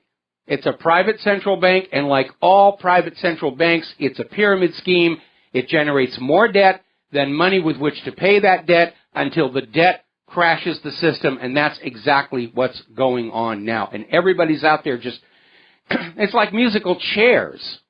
the music stops, everybody grabs a chair, or a pile of cash in this case. Now, this giant Wells Fargo fake account scandal is continuing to spread. And apparently Prudential Financial has had to suspend this program for a low-cost life insurance policy. We probably get these all in the mail, low-cost term life policy. And apparently Wells Fargo was signing up people for these life insurance policies fraudulently in order to hit their accounts for a fee every month. Now, turning over to Great Britain, this idea that Russia is to blame for everything is getting wildly out of control. Okay? Russia hacked the U.S. election. Russia nailed Jesus to the cross. Russia extincted the dinosaurs. Russia made Hillary Clinton murder Vincent Foster. Russia shot down the Hindenburg. Russia shoved that iceberg into the side of the Titanic, whatever it is. Member of Parliament in Great Britain, Ben Bradshaw, is now out there saying that Russian hackers rigged the EU referendum so that Brexit would win. It's all Russia's fault. The British people want to remain slaves of the European Central Bank and Brussels. And gosh darn those Russian hackers, they skewed the election. And apparently the British people are laughing at him as much as the American people are laughing at Hillary Clinton over this. Meanwhile, there is a push to allow EU citizens to stay in Great Britain after the Brexit. Now, we're not talking about EU citizens that are from France and Germany and Italy and places like that. We're talking about this flood of refugees that were brought on into the European Union and granted EU citizenship, ran across that Channel Tunnel, and are now in Great Britain. So there's a push to say, after the Brexit is over, you got to keep the refugees. You can't send them back. And I know Parliament's on the side with that, because they all dream of that global government. The British people have really had enough of that. We're going to take a moment to do a shout-out to our on-air affiliates who are just now rejoining our network here. And we're seeing over in Germany, as I mentioned before, this is in the Express over in Great Britain, where Putin is out to get Angela Merkel, and Russia could order more migrant sex attacks in Germany. So this is the blame Russia for everything. Now they want to say that Putin is somehow orchestrating all these refugees' rapes of women across Europe. It's all Russia's fault. These migrants would be perfectly okay, but Putin calls them up late at night, and he uses Soviet mind control on them to get them to go on out and do this stuff. I mean, it really is getting ridiculous. It's amazing. If there wasn't so much at stake in terms of the well-being of the people of planet Earth and all the potential deaths from an out-of-control war, this would be laughable. Whether it's Hillary or the British Member of Parliament or the people in Germany out there trying to cover up for their own failings by saying, oh, it's all Vladimir Putin's fault. It would be laughable were it not for all the suffering that this mismanagement and this rush to a New World Order global government has caused. Now then, getting on to the issue of police brutality here in the United States of America, and it is still a problem, finding actual numbers of how many innocent, law-abiding Americans are being killed by the police has been very, very difficult. And these are obviously numbers the government doesn't think you should know about. The real media won't even address this issue of how many law-abiding Americans are being killed by the police. And by the way, it's more than all the terrorists and mass shooters are doing. But there's a story in The Guardian in Great Britain saying that the number of people killed by the police is actually twice what is being admitted to by the U.S. government. It's out of control. The police are murdering more innocent Americans than terrorists and mass shooters. And under the civil forfeiture laws, they're stealing more than all the robbers, muggers, and thieves put together. That's how completely out of control it has been. Now, as part of that long series of stories about all these mid-level government officials who are embezzling and stealing and defrauding and cheating and all the rest of it, was this one where over in Santa Cruz County, their police officer of the year, highly decorated, Officer Barney Joseph Ranmouth, has now been arrested for multiple charges of raping children. And some of it is really nasty stuff. But you put on that uniform and the badge and people will just respect you. Just like you put on a white laboratory coat and people will believe you when you say humans are warming the earth. Or you put on the priest's robes and you believe them when they say whatever it is they're going to say. We live in a world of illusions, and it's time to let those illusions go. I can understand the success of the Matrix movie franchise and even the current Westworld. People understand it's a metaphor for what we're really having to deal with in this life. Now, over in Baton Rouge, officers beat up a 16-year-old boy. Apparently, he hadn't actually done anything. He's innocent. And cops held him down while one of the officers repeatedly punched him in the head. It was caught on video, and the police are saying the video is insufficient evidence to charge him. So let's look at some of these stories about corruption across America. Former volunteer firefighter arrested for embezzlement. Same one. Rodney Gentry, treasurer of the Henry Volunteer Fire Department, was arrested for embezzlement. Former La Vista Volunteer Firefighter Association financial officer for embezzlement. Ex-labor union treasurer gets probation in embezzlement case. Disbarred Belmore attorney arrested again for stealing from clients. Apparently looted $500,000 from an estate he represented. Judge in con conspiracy case arrested. Apparently he was taking kickbacks for favorable decisions. Arrest warrant issued for former DJP secretary. Officer caught embezzling, required to pay discounted restitution. He only has to pay back part of what he stole. Idaho Police Union president and wife arrested for heist on police union lodge. Minervatown ex-worker charged with stealing public funds. Fort Myers city employee investigated for stealing from department. Ex-FPL employee in Juneau Beach office charged with embezzling $123,000. Former fire chief accused of embezzling $3,000 from Cabarrus County Department. U.S. Air Force fire chief pleads guilty to embezzling over $100,000. Hancock County, Mississippi Fire District clerk charged with embezzling $25,000. Wrongful termination lawsuit alleges millions embezzled from public utility. Woman tried to blow the whistle and was fired on that. Let's see what else we have here. FBI investigates allegations of embezzlement against Compton's deputy treasury. Plymouth man charged with embezzlement from employee pension plan. Ex-county employee faces embezzlement charge. Human services employee arrested on embezzlement and related charges. City employee sentenced to 4 years for embezzlement. Former health employees charged with embezzlement. Food handler cards being recalled. This stuff all happened in the last month. A criminal government begets a criminal society. And this desperate need for pieces of paper and ink to keep our bankers happy, to keep their lordships, the lenders, happy, has destroyed what was best in the American character. Americans used to be a people who could be proud of being Americans. Moral, just, courageous, innovative. And we've been reduced to a population looking under each other's seat cushions for spare change. All because of private central banking.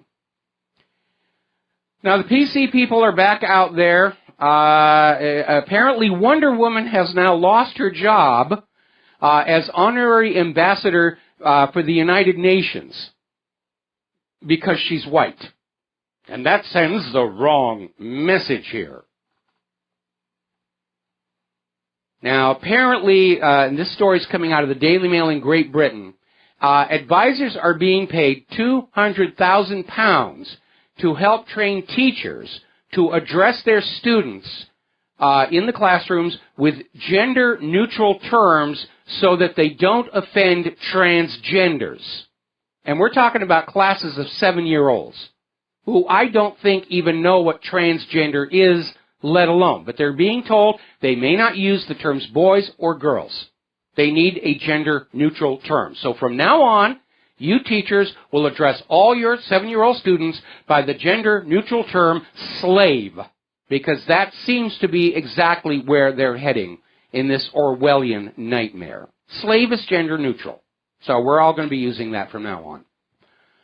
Now, Donald Trump has asked the Department of Energy for a list of their employees who were involved with the climate change hoax. And basically, he wants a list of people who've been using taxpayer-funded money to advance the green agenda and basically commit fraud with the data and news reporting. And he wants their names so he can do his The Apprentice, you're fired on them. And here's where it gets interesting. The Department of Energy is refusing. Now, at this point, the Department of Energy sort of can kind of get away with that because as of right now, Donald Trump is a private citizen. And maybe somebody at the Department of Energy is thinking Trump will never actually be the president. Because once he is, whoever it was who said, we're going to refuse your request, they're going to be out there looking for another job, along with all those DOE people who were part of that human-caused global warming fraud. Okay, let's see. We're going to open the phone lines here again because I'm getting on down to the bottom of the talking points. If you have a Netgear router, there is yet another flaw or backdoor in there, major vulnerability that could open you up to being hacked. Netgear is rushing to release a fix, but it begs the question, are these really just flaws in their products? Are they really that bad a designer? Or are security experts stumbling over the back doors the government mandates be placed in all this hardware so they can spy on you? There seem to be an awful lot of them. And supporting that idea is this very bizarre story that came out of ZDNet. Now, Munich-based ESNC, a security research firm, released an advisory detailing a remotely exploitable bug in a security tool developed by auditing and tax giant PwC could allow an attacker to gain unauthorized access and execute payment transactions and transfer of money. PwC, instead of saying, we're going to fix this, had their attorneys send cease and desist letters to the security researchers saying, don't talk about this anymore. It seems like an odd response. Wouldn't you want to know that your system had a back door that allowed for fraudulent transfer of money? Did somebody inside PwC or their clients want the ability to make unauthorized transfers of money? Because remember, if they're pushing toward that cashless society, terrorists and drug dealers, they're still going to want their money somehow.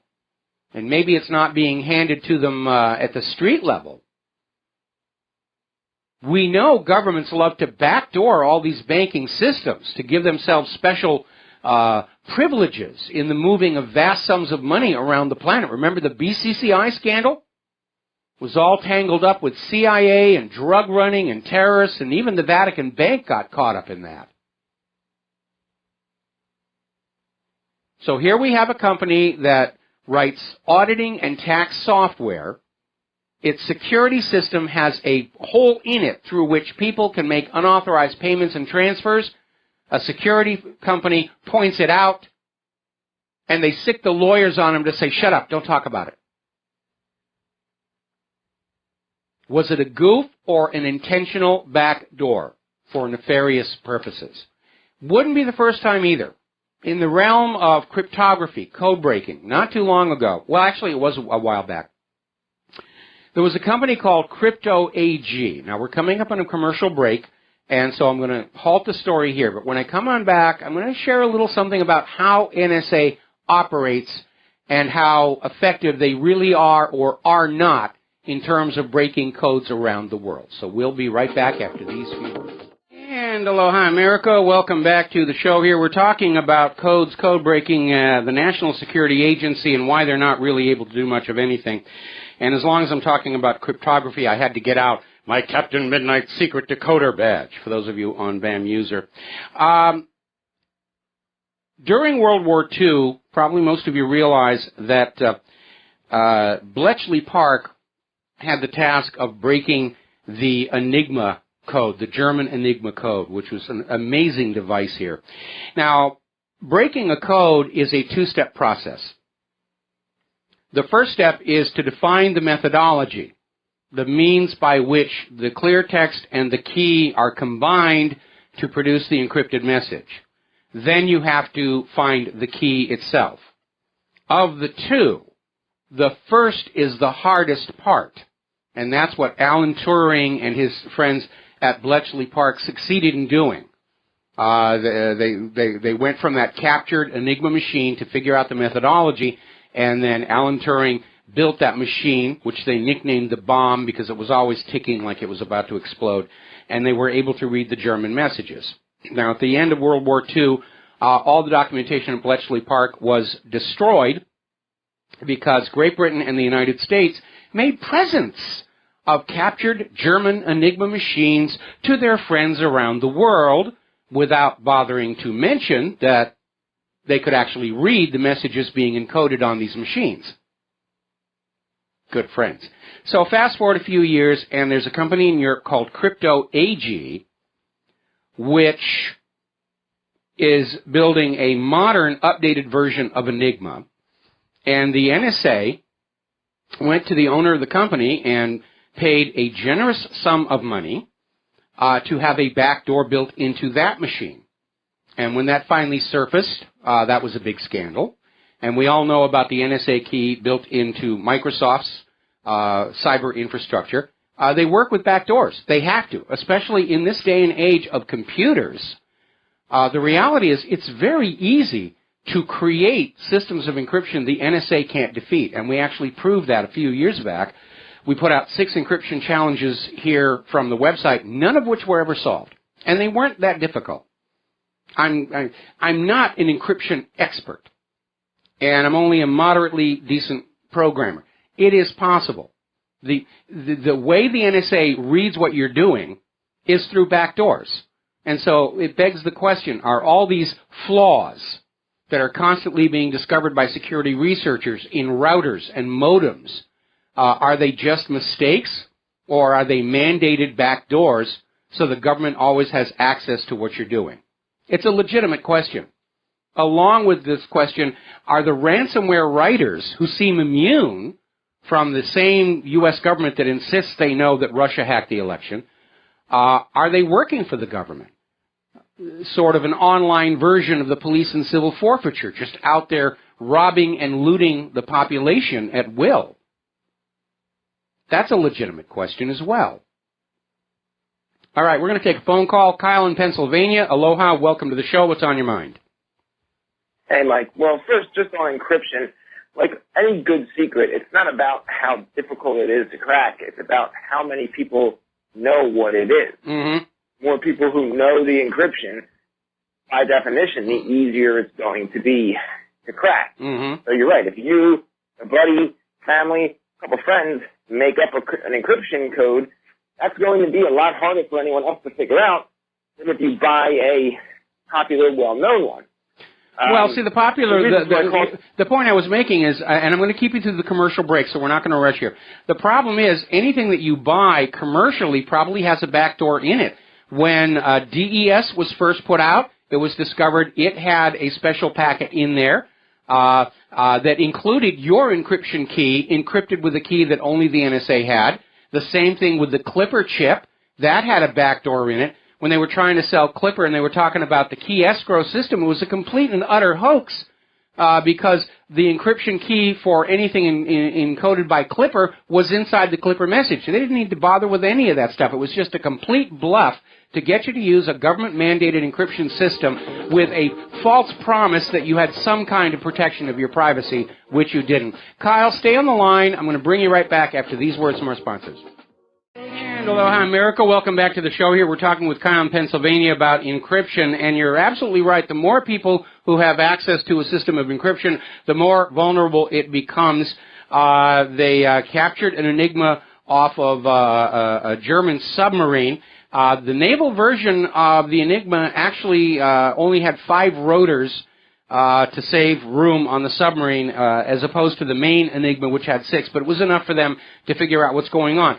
But let's look at this in the context of the threat we are told the NSA is supposed to be dealing with, which are terrorists and occasionally drug criminals. Those are very, very small groups of people.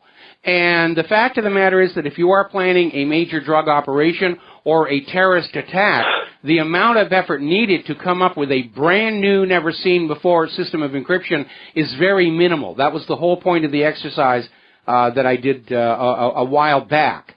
And so this idea that they have to have access to all of our encryption to fight crime and terror is nonsense, because the real criminals and the real terrorists aren't using the systems of encryption that we, the people, are. But Mike, if you're not doing anything wrong, then you don't have anything to be afraid of, right? I mean, I absolutely do. I absolutely do. You're being facetious. I understand making a point that. out, but that's just I mean, that's the whole thing. You can't have it both ways. You know, I'm a private person here. I mean, Edward Snowden has already blown the whistle that NSA people will grab pictures off of your computer of your significant other in sexy poses and nude poses, and they probably, that Utah data center is now the largest private collection of amateur porn on the planet here. But I'll give you a real-world example of why I take my privacy very, very seriously. Back when I was working on the Lost TV series, I had to take a trip, and I took my business laptop with me, which had on it behind the scenes, not officially released photos from the set and the cast. And then went through TSA. TSA looked at the laptop and blah, blah, blah, blah, blah. And about a month later, those photos showed up on a fan site, and I got into serious trouble. I could have lost my job. Because somebody at TSA saw the photos, put them on a jump disk, gave them to his friend who had a fan site, and they're off and running. And so I have a legitimate reason to keep my data private from a government that can't be trusted with it. Then you have incidents like the Seattle APEC, where U.S. government agents were literally breaking into computers of conference attendees, not to fight crime and terror, but to steal business secrets and give them to Bill Clinton's cronies. You know, the biggest danger to our data is the government itself, and we have every right under that Fourth Amendment to enforce privacy against a government that cannot be trusted with our personal data. And this is going back to the Enigma code. If you remember correctly, even though they had cracked the code and knew the majority of the Germans' movements and plans, there were certain things that they knew that were going to happen that they didn't stop, that they let bombings and attacks. Because they didn't want the Germans to know the code had been compromised. Yeah, that's one of the really hard decisions you have to make. When you've penetrated somebody's communications. If you act on it, you run the risk of them realizing their communications are compromised.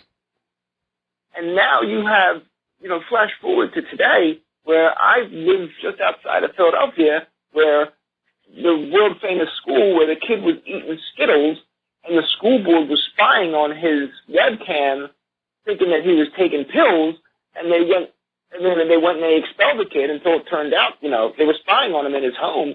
You're going to pretty much let the world know that you have this ability for kids eating Skittles. The stupidity of these people is astounding. I don't Well, the part that I think freaked out the parents wasn't that they were watching the kid eating Skittles, is that these school officials had the means to be watching the kids in the privacy of their room engaging in other activities in various states of undress, and that's about as polite as I can put it. And you know, there is a commercial out for this gizmo you plug into your car. I think it's called Hum. And part of it's being sold as emergency roadside service, which I think is really good. But they've got this one commercial where your daughter has just got her driver's license, and by plugging this in, you know, you can set limits as where she can go, and just, I wouldn't do that to my kid. If you don't have a relationship with your child based on trust and respect, you know, all the computer surveillance in the world isn't going to fix it. And then of course we have these dolls out for Christmas. That plug into your Wi-Fi and send everything your child is talking about to a Defense Department contractor. I mean, it's just completely out of control here. Well, and that's what people don't realize is that when you hear even your home security companies, you know, ADT, Alarm Me, whatever, that they're not individual companies. They all use third-party companies to do the monitoring, to do the watching, and those third-party companies are 100% hooked up with the government.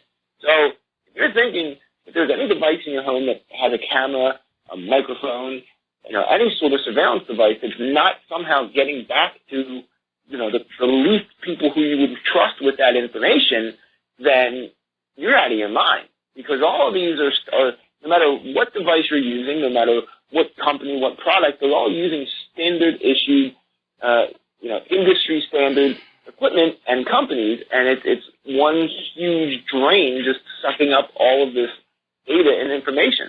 Well, you know, I got to tell you, in my case, that's a huge waste of time and money, because all the cameras are showing are the back and front entrances. What are they going to do? Watch the pineapple grow?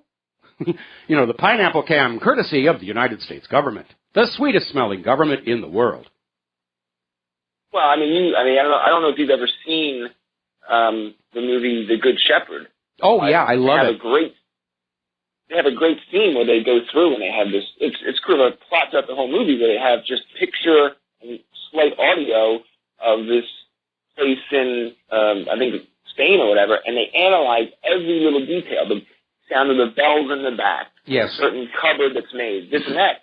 And even though the pineapple trees and the garden gnome, the people who are theoretically doing the analytics on this have the ability to glean on a tremendous amount of information just from the smallest detail. Yeah, but remember the storyline of The Good Shepherd? They were fed that photo and that tape as a tease, you know, to tangle them up and get them looking at X while Y was going on to try and draw in and compromise somebody. In terms of a home security system, again, all they're going to know is when we're here and when we're not, and they already know that from our smartphones. And like I said, if they want to pay somebody to be looking through my security camera at my back porch, you know, as the butterflies fly around, I mean, I'm opposed to this total surveillance. It doesn't really matter at the end of the day. Yeah, it doesn't really matter at the end of the day because they have satellites. They have satellites that can determine who you specifically are from the gait of your walk.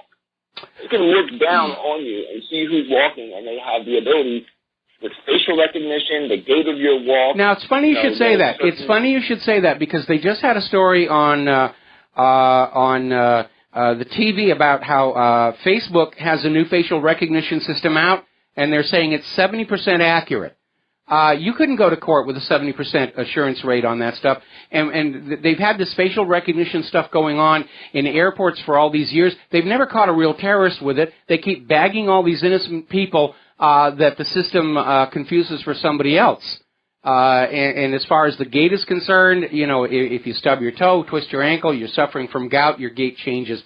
And it strikes me as a huge waste of time and money, and maybe that's the whole point.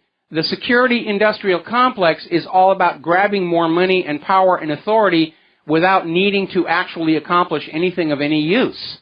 Certainly this idea that the NSA has all this money for these data centers to scoop up all the phone calls and the data of people who aren't actually doing anything, which complicates the problem of actually of analysis and finding anything. it seems to be more about the money and the power and the prestige than about actually getting anything done. And again, going back, if they've got all this wonderful technology, why can't they find those ransomware writers? Well, and the best technology in the world is only as good as the people that are using it. And we saw about 5 years ago when the gentleman broke the NSA body scanners by strapping guns to the side of him and not anywhere on the front of his body, and they just looked like shadows. They just melted into that black part, and he was able to walk right by. So, you can have the greatest technology in the world, but if you don't have, first of all, you got to build a smarter mouse. You're going to get a smarter mouse. Basically, the stuff is designed and built to make money, not necessarily to actually do anything useful. Anyway, listen, Kyle, going to let you go. Got one more phone call we're going to take. Steve in California. Aloha. Welcome to the show. What's on your mind? Yeah, hey, Michael, I'm catching the show a little bit late. You may have already discussed this, but I'm just looking at the RBN website, and I'm trying to figure out this Michael Moore character. Seems like he was for Trump at one time. Now he's against Trump, and he's trying to organize a revolution against him and disrupt the whole inauguration process. What do you make of this guy? Well, I'd be very careful about using the word revolution because protests at an inauguration do not a revolution make. But all of these liberalologists are brushing up against existing United States law in terms of what they're doing, whether it's threatening the electors and so forth. But again, Moore seems to be part of this attempt to create this illusion that Donald Trump is an illegitimate president because a bunch of snowflakes and buttercups and crybabies are throwing tantrums on the ground. And the reality is that Donald Trump won the election by the rules everybody agreed to play by going on in, and now Hillary and the liberalologists are screaming that the rules must be changed retroactively to give them the victory. Apparently the participation trophy isn't good enough for Hillary.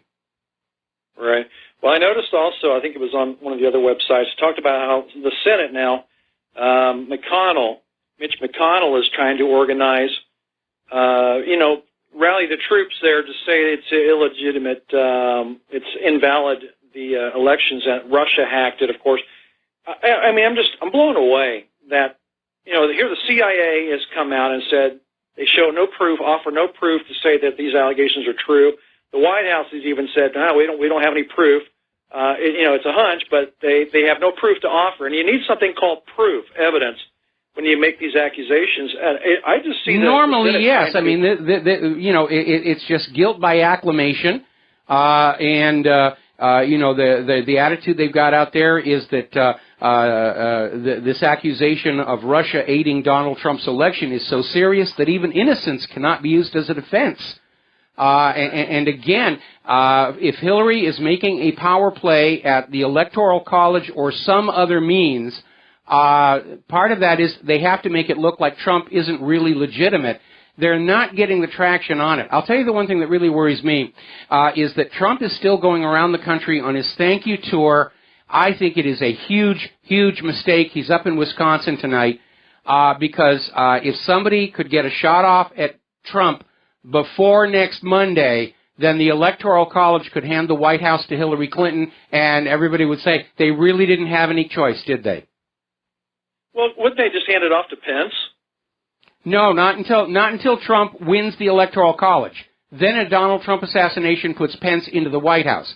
If Trump is assassinated before next Monday, before the Electoral College actually meets, then the Electoral College, all of the Trump delegates are instantly unbound. Well, it just kind of looks like the Senate is trying very hard to nullify this election and then have a new election. It just kind of looks that way. Do you believe that's I've been hearing that as well, that they're talking about canceling this election and having another one next summer and hiring twice as many vote riggers. But again, the reason for all of this, it isn't that official Washington loves Hillary Clinton. They absolutely hate her guts. But after 30 years of narcocracy, Hillary Clinton has got all of these politicians by the short and curlies. Everyone who used the Clinton Foundation as a slush fund or a laundry. She's got the CIA because of the cocaine smuggling that was going on out of Arkansas or into Arkansas from Nicaragua. She's got the blackmail goods. And early in the year, She was sending out the message, if I don't get the White House, I'm going to start ruining people and bring down the government if I have to. And that's what's going on right now. All right. Thank you. All right, thanks an awful lot. We're going to let you go. Now, Fox News just ran into the story here where the propaganda against Iran is now cranking on up, and they had this video of Iran's leader meeting with a terrorist leader. That was the banner headline. Didn't even have any names. Iran's leader meets with terrorist leader. And they show these two guys getting together and shaking hands and everything. And the story is that Iran's leader has met with the head of this group in Palestine that is working for Palestinian statehood. But he's a terrorist because the U.S. State Department says he is. That's the entire basis. Our State Department says he's a terrorist, therefore he is, and you shouldn't question that. And so they're ramping up that as well. It is getting crazy out there. Now then, latest survey is showing that Americans don't really trust scientists on GMOs. And you shouldn't anyway. Science isn't about trust. Science isn't a belief system. It's not a religion. Science is about scientific method, and the core of scientific method is reproducibility of results. You're not supposed to take any scientist's word for anything, no matter how many white lab coats they're wearing. The reason there is a scientific method is the recognition that individual scientists are just as corruptible as individual politicians or individual clergy. And scientific method is a system outside human agency to validate results, to sort what's really going on in the world versus what is being sold by politicians. The reason Galileo was ultimately vindicated was because other astronomers could duplicate his results with their telescopes. That's what reproducibility is. Certainly one of the hallmarks of the global warming fraud has been this insistence that we accept their word as to what's going on without any verification. Remember when Hadley Climate Research Unit came on out with this, oh, the world is warming, we've got all this temperature data, and other climatologists said, can we see your raw data and your methodology? And Hadley CRU said, no, you can't. You can't look at what we did. Just look at the final graph, that's all you need to know. They said, why can't we look at the raw data? Oh, we ran out of room on our computer and we deleted all the raw data. Here, look at this very fancy chart we produced at huge expense and take our word for it. So people shouldn't trust scientists just because they're scientists. They shouldn't trust politicians just because they're politicians. Verify the facts for yourself, regardless of where you are. Got to take a break for commercials. We'll be right back.